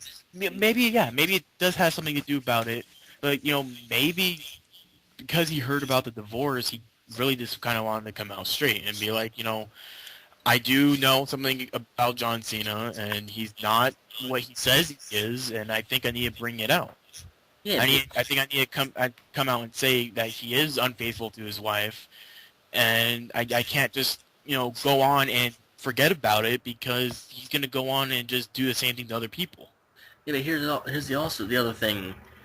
He's also claimed Cena was trying to get Orton fired for the second suspension recently. That rumor that was going around. Yeah. So pretty much he's just going after John Cena because So I think it's been known for a while that it has been known for a while that John Cena didn't like Orton. I'm talking about the second suspension, not the first one. I'm talking about the recent one where they were talking Yeah. about firing him. Yeah, but it was also known that he wanted him fired in the first suspension too. Yeah, because I think John Cena doesn't like Orton for the sole reason that Orton's also like a top guy in the company as well. Actually, and I seem to I remember. think Cena doesn't like him for that sole reason. I seem to remember Cena talking about how there were two Ortons, and then the first Orton was a asshole. Dick. Yeah, because Orton over the years has matured. His earlier years, he would shit in people's bags and whip his dick and show it to people. And now he's more matured, and that's why Cena said there's Instead, two. he's getting busted smoking weed and taking drugs. Yeah, but I think Cena's still kind of intimidated by Orton that he's a top guy, and I think John Cena knows if Orton was out of the picture, Cena would get more money because he would be produced way more. I think Cena's all about the money now. Of course, it's all about the money. Of course. But anyway, we're gonna move on to a top 20 list. You don't have to create your own list. Just we're gonna go through this. This is a top 20 list of superstars who quote-unquote brought the heat. WWE lists superstars and tag teams who had or have fiery personalities in and out of the ring. The list is as follows: Harlem Heat, Kane, Mick Foley, Sheamus, Sonny, Eddie Guerrero, The Undertaker, Lita, Bam Bam Bigelow, Disco Inferno, the Dragon. I don't know if they're talking about Ricky Steamboat, but it just says the Dragon. Fire and Ice, the tag team that was Scott Norton and Ice Train. The Brood, Terry Funk, The Sheik, Scotty 2 Hotty, Alundra Blaze, The Demon, Papa Shango, and Steven Richards. What is this list for? Stevie Richards. It was a top 20 list of wrestlers who brought... Post me the link, please. I got this off a wrestling forum. Can you highlight it or something? Yes. It's a top 20 list of wrestlers slash tag teams who brought the heat. You read that from starting from the top to bottom or bottom to top? Top to bottom. Okay. There's no It number. makes more sense if you read it from top to bottom. There's no numbered order. It's just Kane having a fiery personality? That doesn't make sense. Nor does Scotty 2 Hotty. Nor does Undertaker. Nor does Sheamus. Nor does 80-90% of the people on this list. I could probably agree with Sonny and Eddie having a fiery personality because they were really... The Iron Sheik. Iron Sheik, maybe. Maybe. Not in his wrestling days, but more of his, retirement days. Like, he's kind of fucking crazy and shit like that. But, I don't know. There's so many people with better... Where the fuck is Roddy Piper? Does he not have a fiery personality? Did he not bring the heat? Is he not considered one of the greatest people talkers in the business? And doesn't Stone Cold Steve Austin have a fiery personality? I think the people who came up with this list work for TNA. That would make sense. The Demon. Who's the Demon? That is the Kiss Demon from WCW. This doesn't make sense. I've never seen a WWE list go so out there. The different companies. They usually stay in the realm of WCW and WWE. Like Disco Inferno. How did he have a fiery personality? It doesn't make sense. Undertaker doesn't make sense. Undertaker's never had a fiery personality unless they're talking about just people who've dealt with fire. I'm Fire. If that's the case, why is Scotty 2 Hotty on the list? Can someone explain to me that? I don't know. It's too Scotty cool. 2 Hotty. I don't know. Oh, It's too cool. I see what you did there. Bad pun is bad. Anyway, the next news article I got In the most recent edition of the WWE magazine, Beth Phoenix said she would like to compete for the World Heavyweight Championship. When asked what she would be the first for a diva to do, Phoenix said, "Compete for the World Heavyweight title. I've broken down many of WWE's gender barriers, and I would love the chance to compete for it." If they were gonna do it with China and they decided not to, Beth is gonna have no chance to even do it. But if she, Maybe the Intercontinental Championship. Maybe one day they'll put the Intercontinental Championship back on a lady. I could possibly see that happening, but no way will she get a World Heavyweight Championship. I would laugh if she actually won the world title. Oh, That would be hilarious. quit. That's another thing that would make me quit. Having a woman win the have a woman You win the world sexist title. bastard. Yes. Mm. You're sexist. You sexist pig. Maybe Karma. I mean, Karma would make it a little bit more believable. No, I'd rather Nicole Bass win it. Oh my god. Ooh, what? Look, if you don't remember who Nicole Bass is, good. I don't even Okay, I guess know it's a who good that thing. is. Yeah, you don't want to know. You don't. Trust me. All right, we're gonna have some irrelevant news. I don't know if you guys have checked Twitter recently over the past month or so. Apparently, somebody has stolen China's pet poodle, and I swear to God, the I've other been watching. the other night, she tweeted at least 40 times in the span of 2 hours. Oh God. I wonder if she's still doing it. Let me check. This is the story. Somebody that was watching her dog named Jennifer Nelson has taken her dog. And she wants her to bring it back. She apparently filed a police report. But here's the thing. She keeps posting this woman's phone number on Twitter. And I'm reading the thing right now, and apparently she's posting different area codes to the same phone number. One says 482, one says 420, one says 430, one says 320, but the actual phone number is the same. That's weird. Yeah. She's posted the phone number of the police department that she filed the police report for. Like the sheriff's personal phone number. Isn't that against the law? It actually is. It's like, I can't remember what it's called. It's like private something. Yeah, she's basically posting all of these phone numbers on the internet for people to call. And one of the, I swear to God, one of the tweets that she did was she was afraid that this person was doing the dog. Like, she literally said she was afraid she was doing it with the dog. Yeah. I think porn has fucked up China's life. Yeah. So drugs. It's either drugs or she's just really stupid. Right. Probably a combo. She hasn't tweeted since yesterday, apparently. Well, she's not gonna fight. She probably found her dog. Big Boss Man had it. Anyway, we have He's right. dragging it around. He was playing with Pepper. Too soon. Anyway, we have Ryback He news. was hanging out with him. No, he was in the chili. We have. If you don't remember that angle, good. Big Boss Man killed Al Snow's dog and ate it. I'm eating chili right now. While you're eating Pepper. Ate whose dog? Al Snow's. Oh, God. He killed Al Snow's dog. We have Ryback news. Exactly. Yay. Yay. This is what he said in comparison to Goldberg chants in RVD. He said, all the RVD comparisons are fine with me because we actually have the same airbrush guy. I feel like I'm a colorful person in terms of my personality. The plain black look just didn't cut it for me. It worked for Austin, it worked for Goldberg, but I'm not Austin or Goldberg. I'm Ryback. It's hilarious. And Ryback is a Pokemon. I choose you, Ryback.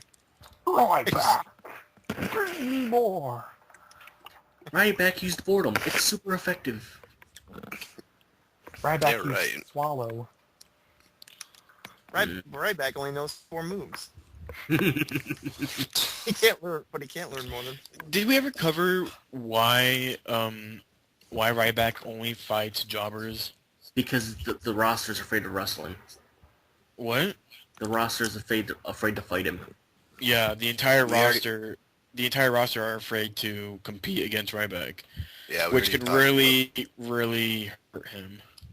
It's pretty Or sick. it could be a work leak. It's not a work. Now, I just want to say they had a guy who people were wary to fight against. His name was Heidenreich. And people were skeptical about wrestling him. if it's only if they haven't introduced it on TV that people are afraid of fighting him, it's not a work. I just want to point out real quick, back to the Heidenreich thing. If the Undertaker's afraid of wrestling you, then you know you have a problem. Yeah, Because Whatever happened to Heidenreich? he sucked. I'm gonna look him up right now. But he Was he did the the, poetry. He was crazy bald guy. No, he wasn't bald. He was He had blonde hair. He was he was the guy who worked with Animal for the new Legion of Doom. He was the dude. Oh, that guy. He was the dude who ripped Michael Cole backstage. Oh yeah, He's the guy who did the poetry. And had a foot fetish. Apparently, the last known whereabouts of Heidenreich was 2009.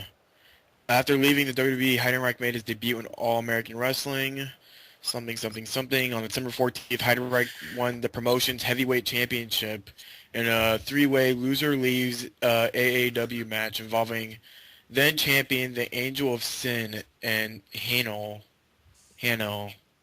in which he pinned Angel to win the title, and then nothing was heard from him ever again. Good.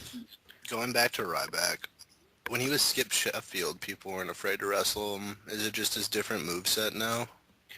It's probably because he's reckless. Because I remember him wrestling as when he was Skip, he'd wrestle with the main roster. I think it probably has something to do with his moveset. His moveset's very demanding. It like he throws people, and that could really put a lot of pressure on a wrestler's neck, especially if that person's had a neck injury. Like when Edge wrestled, I'm trying to remember, he wrestled someone. Oh, he wrestled Batista, and Edge had that long-term neck injury, and Batista has a very demanding moveset that consists of a lot of clotheslines and power bombs, and after that match, after his feud with Batista, it took a really, really big toll on Edge's neck to the point where it could have probably ended his career. So a lot of times, if a wrestler has a very demanding moveset, it could scare a lot of wrestlers who have been injured somehow in some way by the neck or back. Yeah. Alright, moving on, we have the updated Bound for Glory series standings after last night.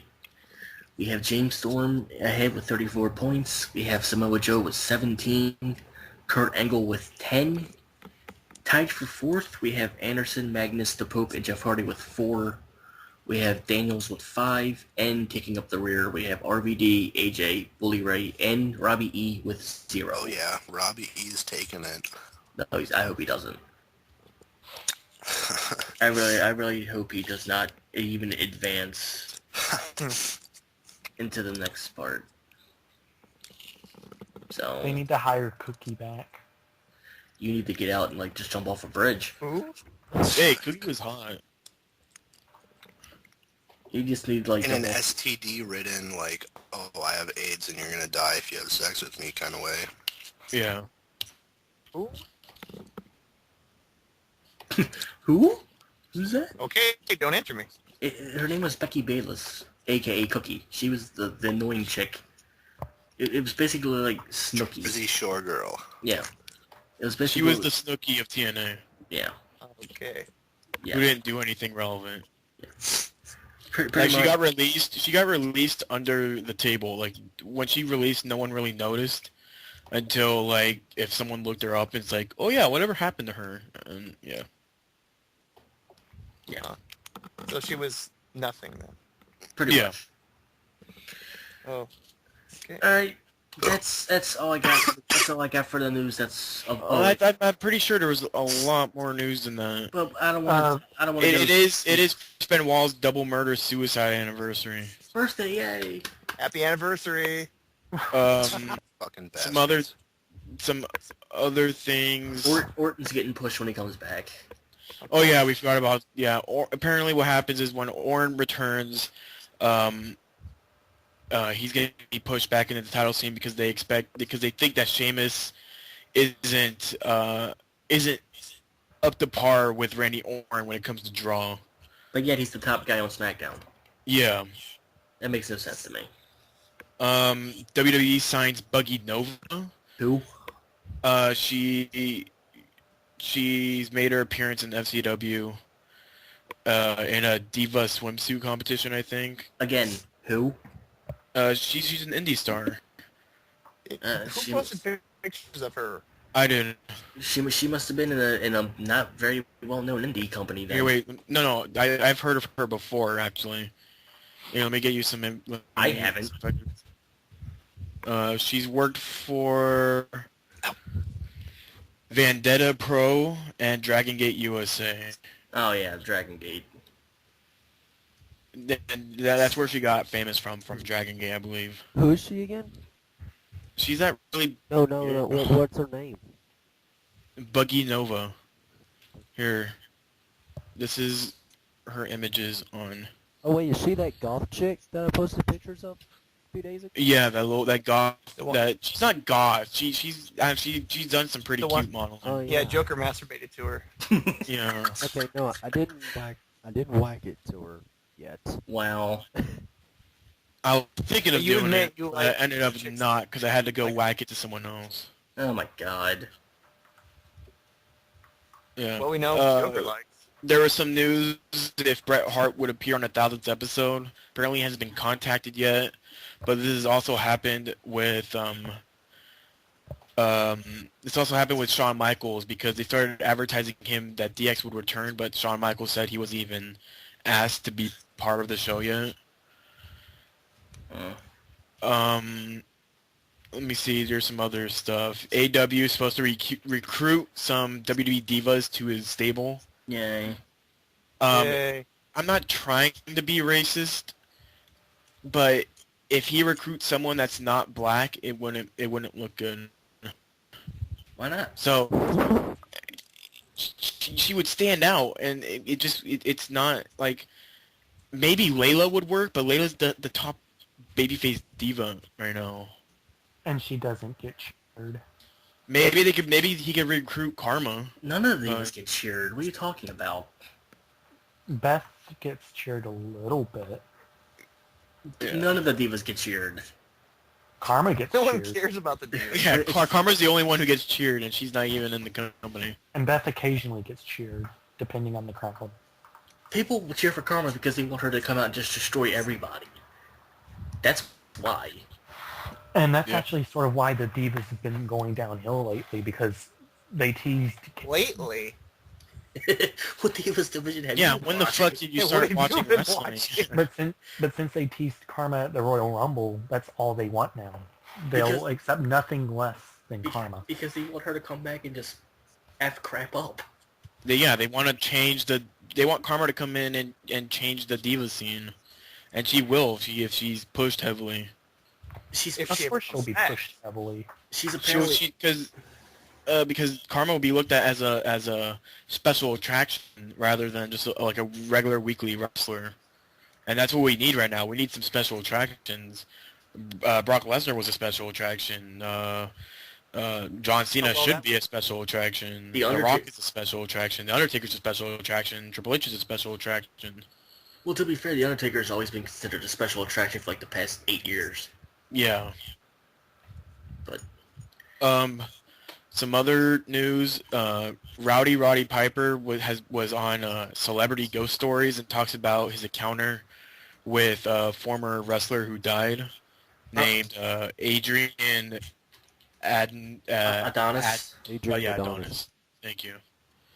I wanted to watch it. I saw it on TV, but I decided not to. So I'll watch it. It sounds pretty cool. WWE stock closes at 755.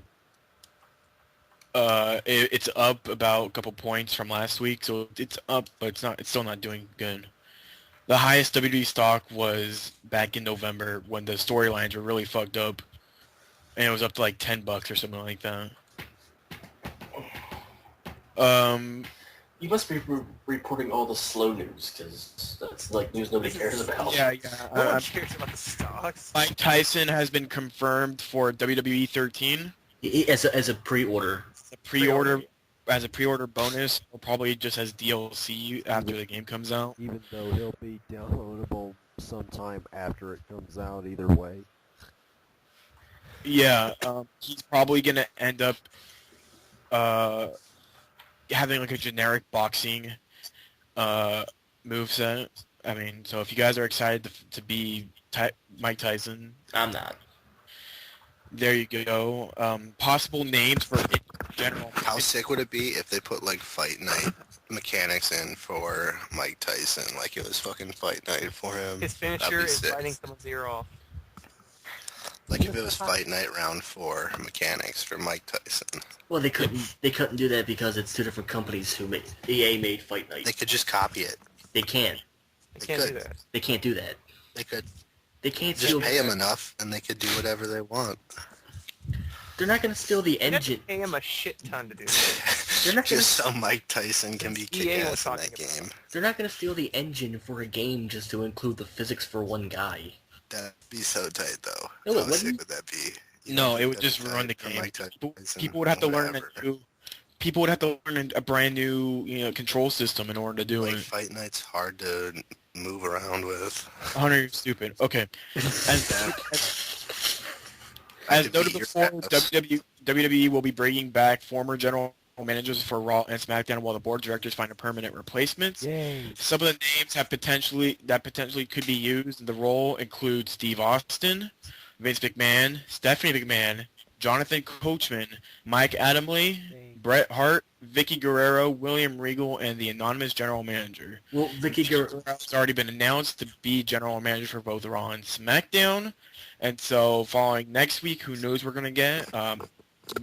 I'm thinking that we're going to be seeing Regal, the anonymous general manager, and Stephanie.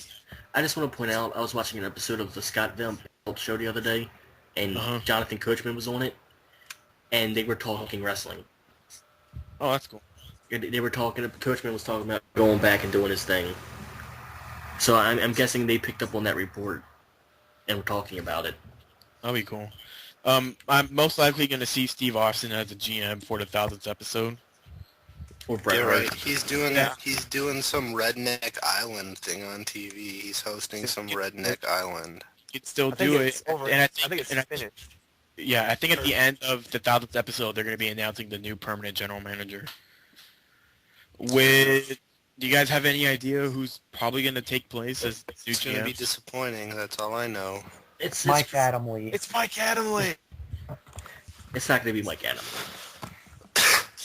What do you guys think? They- Any the predictions? gentleman. I think it's going Are to... there any serious predictions of No, you know who it's going to be? It's going to be Teddy Long.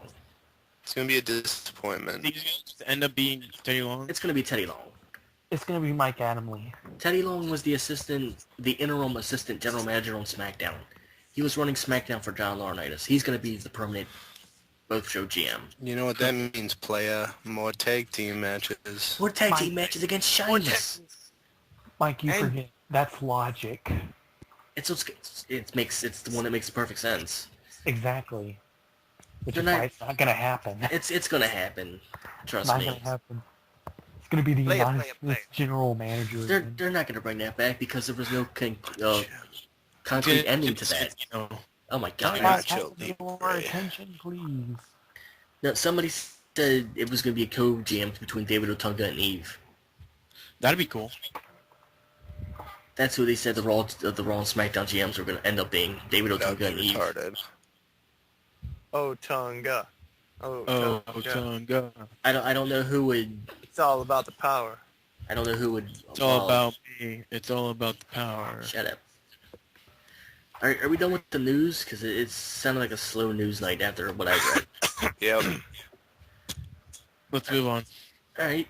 You want to do the rant, or you just want to go to the pop, flop, and botch? What do you have to rant about?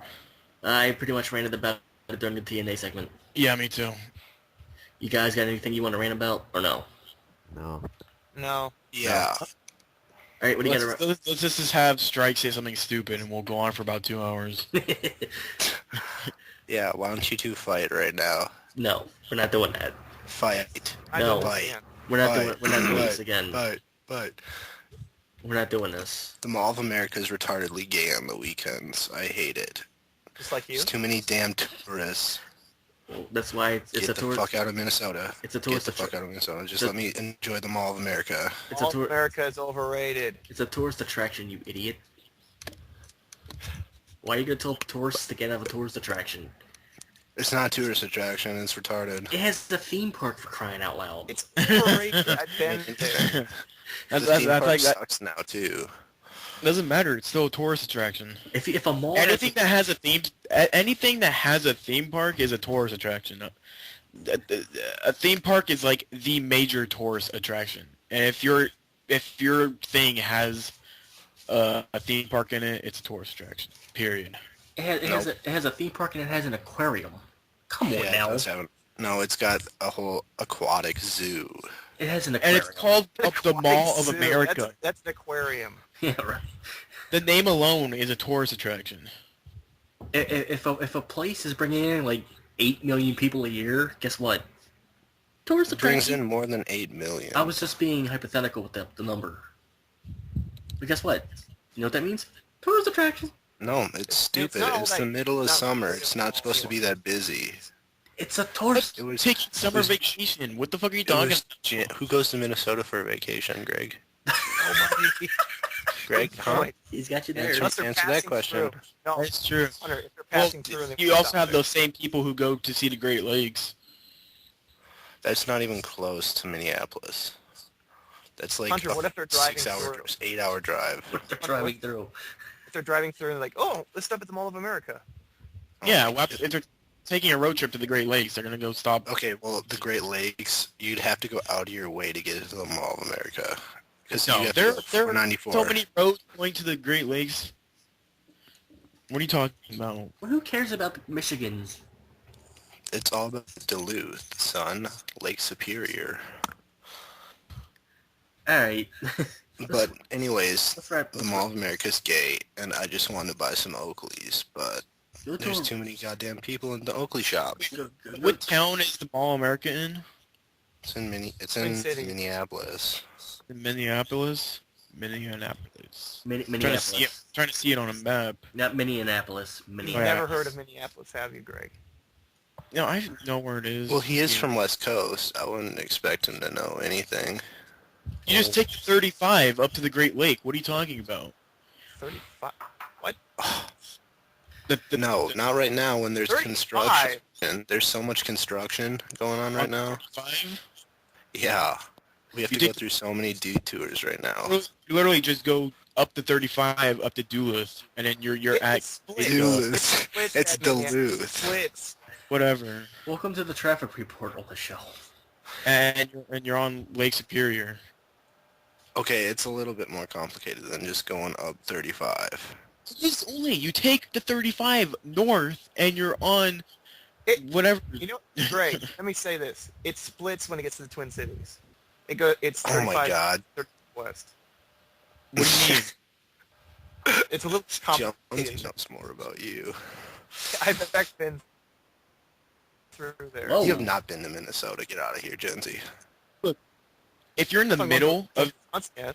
if you're in the middle of Minneapolis, you jump on the 35 west, and you take the 35 west north, and it just takes you directly onto the 35, and you just take 35 north. I'm looking at it on a map right now. Not with all the detours we have to do. Our bridges are getting fixed.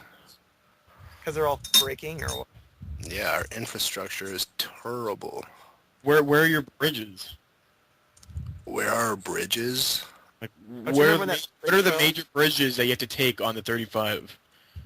Okay, I you can take I can see Cedars. I can see one. I can see one. I have a question. That's not a lake. That's a clear path. We have rivers, a bunch of them. Mississippi. Hunter, What? why are we talking about this? That was my rant. But the 35 doesn't go on top of the Mississippi. I'm talking about a major lake or water, source that's above that's below the 35 that makes you that has construction on it. And for what it looks like, it doesn't have it. Greg, I drive on 35 like almost every other day.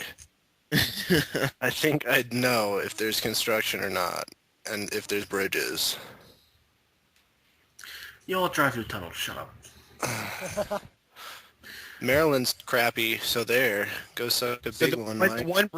The one bridge I see is in Pine City. Okay, you're way up there. That's not even close to... That's on the 35.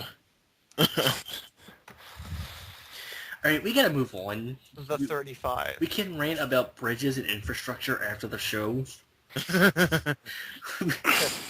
We gotta end this with a pop, flop, and botch. Strike, go. My pop is SmackDown. My botch is... my flop goes to Raw, and my botch goes to Del Rio. Because Of course. He can't find the right arm. My flop goes to no one. My pop goes to no one. My flop goes to everything, and my botch goes to everything. All right, Jonesy, go. That's a terrible one, Greg. Jonesy, go. My pop goes to nothing because nothing was good this week. My flop goes to TNA because I had to watch it. You have to watch it this week, too. Actually, screw that. My flop is the heat wave we're going through because I'm fucking sick and tired of it already. And the botch is TNA. All right, Hunter. Okay, my pop is... I don't have a pop this week, because this week sucked dick. My botch is... fucking SmackDown.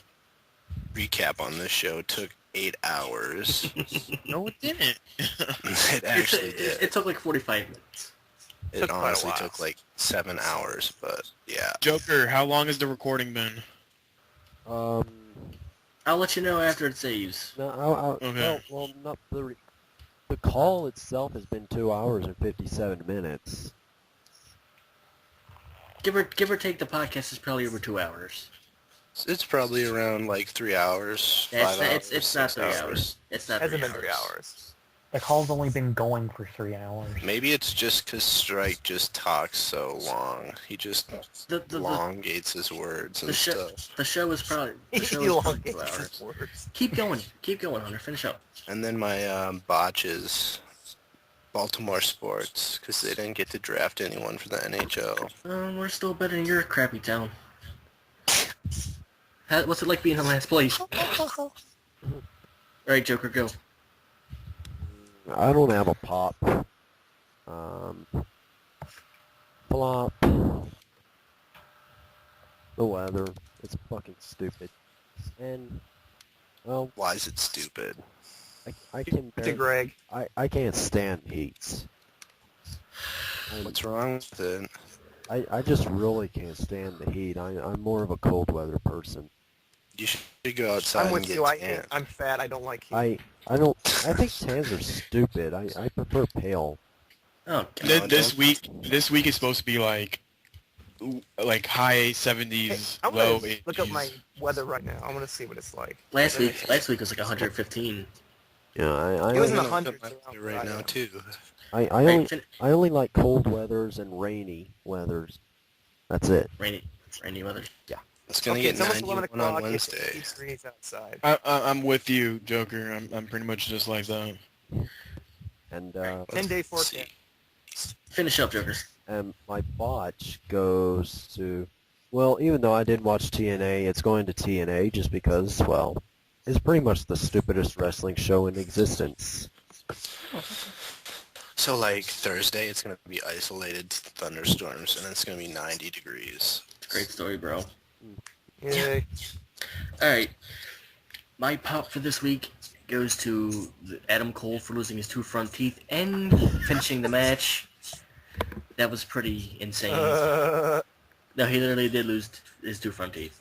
Yeah, right. No, he literally did. He didn't, though. Yeah, he did. No, he didn't. After the match, they showed his teeth lying on the mat. Yeah, Oh, right. we forgot one thing for news. Metallica is supposed to be performing at SummerSlam. Which is the greatest thing ever. Cares Awesome. about Metallica anymore. Who are those? Who are them? Apparently, they signed a major deal with WWE. Awesome. Good. Who knows Oh, who that deal is? Good. About time they brought some good music in.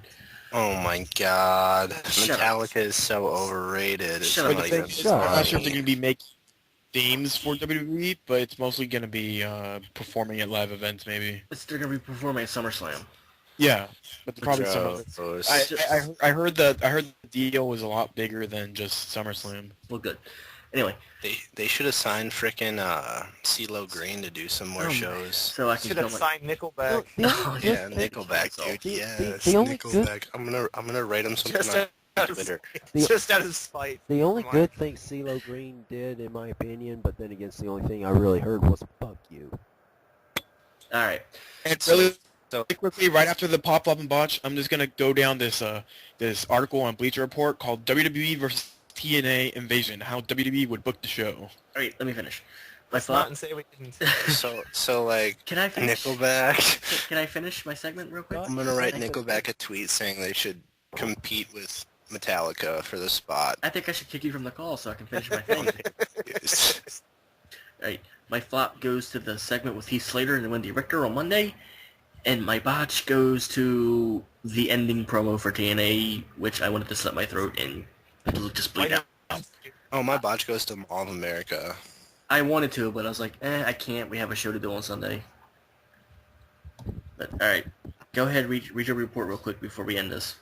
Okay, so the Bleacher Report creates this article called "WWE versus TNA Invasion: How WWE Would Book the Show," and it's pretty much creating this this image of how WWE would book the show if they bought TNA and decided to do another invasion angle.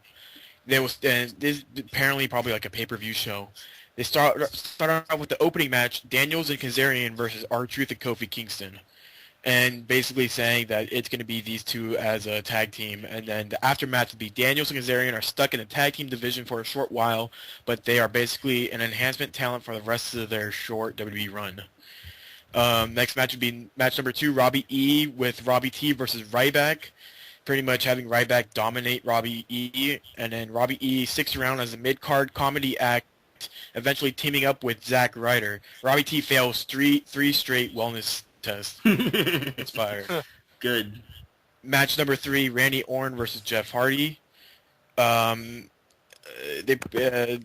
How WWE books it, in the bigger shocker of the night so far, Hardy comes out on the top of a hard-fought battle and pins Orton. Somebody's going to win this thing. So Vince McMahon, and then aftermath, Vince McMahon hastily welcomes Jeff back into the company on an extremely short leash. While never being trusted as a main eventer again, he is sold upper card wrestling. He's a solid upper card wrestler for a few years until Jeff gets bored and decides to make music or take up painting again. Match number 4, Kane, The Big Show, Ziggler and Miz versus Bully Ray, Abyss, Morgan, and Joe. How WWE books it, and a TNA team tries their best, but WWE wins with this slugfest under 10 minutes. The finish sees Kane and Big Show each performing a double choke slam on the 4 men to show their domination. Aftermath, post-match, Matt Morgan shows frustration, turns on TNA, and goes back home to hopefully portray a not stuttering giant. Joe joins AW stable.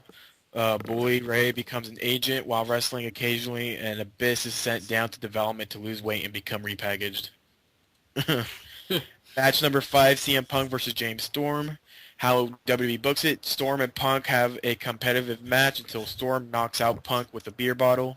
The catches him in the act, though, and he is disqualified. Aftermath, Storm is picked up by WWE and goes on to feud for a few months with Punk before the two do a double turn, and he emerges as the main event babyface. Oh, so they have James Storm being a babyface of the main eventer in WWE? Like they say. That's interesting. That's I think Bleacher Report sucks. That's extremely interesting because WWE doesn't like putting other talent in the top spot like that, even if that was a real booking. Match number 6, Bobby Roode versus Sheamus. Why it's booked? Both men are world champions, so they're calling Sheamus the WWE Championship, and Bobby Roode the TNA. How WWE books it, I just don't see Vince falling in love with Bobby Roode. He's got a decent look with above average promo skills, but Roode arguably doesn't have the it factor Vince so often talks about. Also working against Roode is that he's not a WWE creation. He's a TNA born and bred. Yeah, Sheamus has been booked so dominantly lately. I see him easily disposing of Roode in a short order. In a short order of an extra exclamation point of WWE's Nights of WWE's domination. Wait. What? Wait. What? Bobby Roode wouldn't be pushed because he's in a WWE creation, but James Storm would? Stop reading. Stop. That makes no logical sense whatsoever. Aftermath, Roode becomes a mid-card wrestler for the duration of his WWE run. Never again reaching world title status, but has a couple decent runs with the Intercontinental title. No. You can't say James Storm is going to be the top babyface and then say Bobby Roode's not because he's in a WWE creation, when James Storm isn't either. It's some dumbass from Bleacher Report. The people on Bleacher Report should stop writing reports about wrestling. They're dumb. They have no idea what they're talking about. Match number 7, AJ Styles versus Daniel Bryan. Why it's booked. Creative throws the internet fans a bone with this dream matchup. How WWE books it. The two are given a decent amount of time for this back and forth match. Ends up sees AJ getting a flunky roll-up pin on a distracted Punk, perhaps by the other AJ, to continue the feud. Aftermath, Styles essentially becomes the new Rey Mysterio of WWE. While he wouldn't be a consistent main eventer, he would have a solid spot on the card with a good fan base. Just like Mysterio, McMahon rarely lets AJ talk. Wait. Again. AJ would be the top babyface for children. But yeah. But Bobby Roode won't be a main eventer? And again, he's not a WWE creator. He's not a WWE creation. If anything, he's a WCW creation. Because he was in WCW before it folded. Oh my god, stop reading that article, please. No, I'm sorry. There's some more matches. No, stop. Just stop. Match number 8, Vince McMahon versus Hulk Hogan. Oh, stop. We've already had that like 6 times. I'm just gonna skip to the aftermath. Hogan turns face even though he's already face. Oh, probably. Turns face even though it's face? What sense? Wait. Maybe they turn Hogan heel during the invasion. Hogan turns face and becomes a #1 legend, making a few special appearances a year. This gives him enough money to stop doing Rent-A-Center commercials. Behind the scenes, Hogan then... God damn it. Behind the scenes, Hogan then begs Vince for one last match with John Cena, where he can beat him clean and retire on top. Vince ignores this request. Match number 9, John Cena versus Kurt Angle. Haven't we already had this match? We've had this match like 7 or 8 times. How WWE books it? Why it's booked? I would like to think that AJ Styles is the face of TNA, but I feel Vince McMahon would think otherwise. Due to AJ's lack of mic skills and average look, I just can't see Vince trusting him with the biggest storyline of the show. Besides, Angle and Cena already have a history together.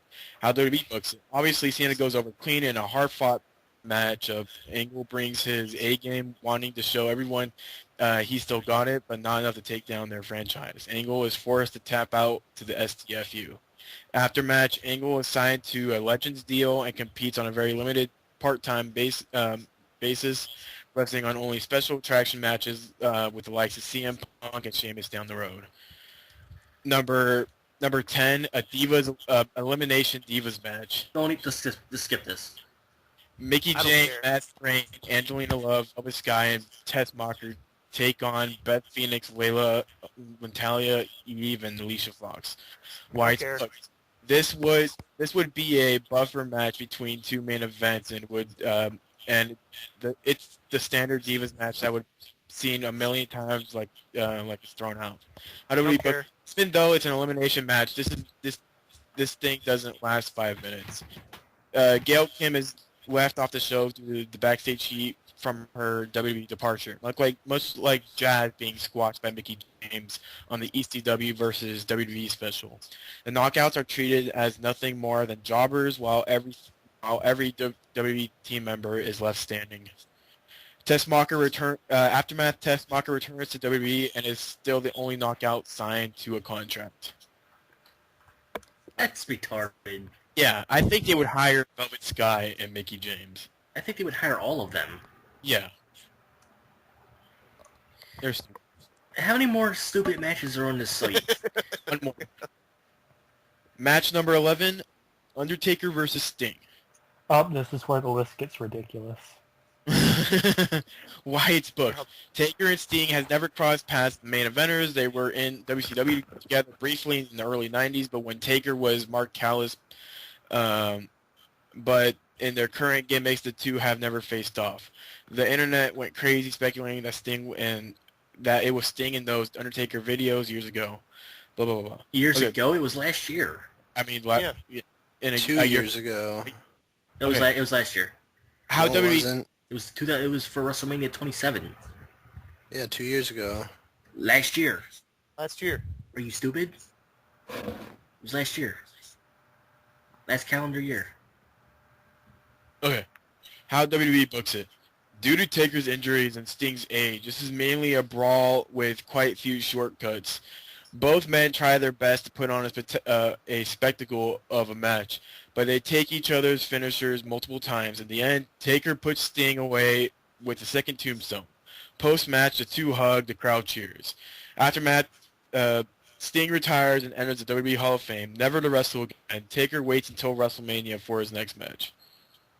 That's the only match on that list that makes any kind of sense. No, it doesn't. The booking and the after.